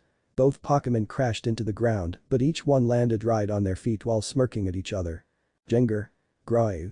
Jengar and Charizard roared at each other and Naruto himself was starting to feel the intense battle feeling. Like somebody had dumped white-hot passion into his veins, this was how you knew if you were really battling with your Pokémon. You yourself would get exhausted when your Pokémon got exhausted, if they were thrilled for the fight, then you yourself got thrilled as well. When in this state, you and your Pokémon were in near perfect sync. Dragon dance and then let's go for a Metal Claw combo. Naruto shouted as green flames surrounded Charizard for a second when the Pokémon's speed and power were increased. Then all of a sudden Charizard's white claws turned the color and hardness of shining gray metal as the Pokémon started to run towards the Jengar. Jengar's eyes narrowed and both of the Pokémon's fists were lit up with shadows and it used Shadow Punch when it started to run towards Charizard. Jengar punched Charizard in the gut while at the same time Charizard slammed his claw into the top of Jengar's head. Jengar followed up with a punch to the fire-type's shoulder before it was bitch-slapped by Naruto's Pokémon's other claw. Jengar was forced to lean back from the force of the hit and its grin stretched even wider as it turns its head to Charizard again and punched the Pokémon in the ribs. Charizard gave a surprised shout before it grinned with fire coming from his mouth and slammed his claw into Jengar's face again. This has literally turned into a brawl of brute strength. Erica commented while Joy watched a battle with stars in her eyes. This was her first time seeing Charizard push this far into a battle and it could be seen that both Pokémon were doing a good amount of damage to each other with each strike. Yet, even though both Pokémon were getting hurt they seemed happy to be fighting. She looked to see Naruto not taking his eyes off the fight and his fists were balled up like he wanted to join in sickly. No, this is a beautiful battle of wills. The one to fall first will not be the one with the weaker move but the one with the weaker willpower. Sabrina stated as she watched Charizard take a brutal thunder punch to the knee and then Charizard returned the blow with one of its own to the shorter Pokémon's face. Charizard, let's show off some power. Use Scratch and then use Bite. Naruto shouted just as Jengar phased right through Charizard's normal type Scratch. The Ghost type was completely unprepared for the Dark type move of Bite when Charizard clamped its jaws around the Ghost type. Naruto pointed up to the sky and Charizard felt the command without having to hear it. Throwing Jengar up into their air with his jaws, the Ghost type was now looking down at them with a grin. Jengar formed a Shadow Ball in his hands only for Charizard to smirk. Why would Naruto give up the advantage like that? Joy asked in confusion. Naruto had Jengar right where he wanted him but he gave it up. Sabrina huffed lightly when she realized that even without being able to read Naruto's mind that he wanted to truly test out Charizard and Jengar to the fullest. Wing attack. Naruto ordered and with the command issues the scarred Charizard's wings started to glow as it flew up into the sky. Jengar threw the Shadow Ball at Charizard and without flinching the fire, Pokémon took the attack head-on and when it exploded in his face, he went right through the explosion and towards Jengar. The signs of damage were there and it could be seen that both Pokémon were hanging on because of guts alone. Now use Flamethrower Charizard. Naruto shouted with a light sheen of sweat from the heat and excitement coating his face. Rau. Charizard roared out a white-hot stream of overpowered flames, his naturally ability to increase the power of his flames when he was low on stamina was finally kicking in to increase the power of his fire attack. Jengar was completely overwhelmed and was sent flying towards the ground in a constant stream of fire and ground around the Pokémon melted slightly before Charizard stopped the fire and fell to the ground on his feet while breathing heavily. The smoke cleared to show that Jengar was barely standing up at this point. Both Pokémon glared at each other while Naruto seemed to notice that this would most likely be the last attack of the fight. Let's end this. Charizard, use Dragon Dance and then let's win this with Wing Attack. Naruto yelled with a great amount of energy in his voice when the green flames covered his Pokémon for a second. Charizard's wings glowed white before they seemed to grow bigger for the move. Jengar's fist was sparking with lightning energy and with its other fist it made the bring it on motion to Naruto and Charizard. The two Pokémon waited for a second before both of their eyes widened and they shot off for each other. Less than a second later Charizard's wings slammed into Jengar's gut while Jengar's fist sank into Charizard's gut as well. Charizard's foot hit the ground to stop himself from falling and both Pokémon just stood there for a second. No way, Joy said in shock when Charizard fell to his knees a second later and it was holding his gut in pain with one eye closed. He was breathing deeply but still very much awake despite the hardest one-on-one battle of his life against a wild Pokémon. Jengar fell onto his back not moments later, closed as the Pokémon looked to be knocked out from the battle. The Pokémon had a smile on his face though and Charizard started to fall onto his back as well, but Naruto caught the Pokémon despite his weight and smiled down at him. Great job buddy, you deserve a good rest. Naruto stated as he pulled out Charizard's Pokeball. One red beam later and Charizard was safely back into his Pokeball. Smiling down at the red and white orb, Naruto shrank it before sticking it back to his belt. That was much harder than his Charizard fought against me, were they imperfectly synced before. Sabrina thought as she went over both battles she had seen that involved Charizard in her head. This Jengar was easily powerful enough to take down two of her Pokémon from the gym alone if he wanted to, and Charizard took it down in a one-on-one. It was like he and Naruto were growing closer with each battle they had together and as they grew closer they were able to battle even harder. She also noticed that throughout the entire battle Naruto seemed to become completely comfortable around Jengar, his skin had regained full color again. Naruto pulled out an empty Pokeball from the side of his belt before he looked down at Jengar for a moment and thought about catching him. Jengar was a powerful Pokemon and it seemed that it was about level with his Charizard in raw power alone. Jengar just didn't know how to completely use that power yet and Naruto couldn't think of anyone else to train him at the moment that would be able to bring that power out like Charizard could. Could this Pokemon be the perfect rival partner for his Charizard? With a final glance at Jengar, Naruto made his choice. With his choice made, Naruto would follow through with his choice, but he could only ask himself one question. Was this the right choice? Chapter end. What if Naruto was legendary Pokemon trainer? End here and thanks for watching my video till the end.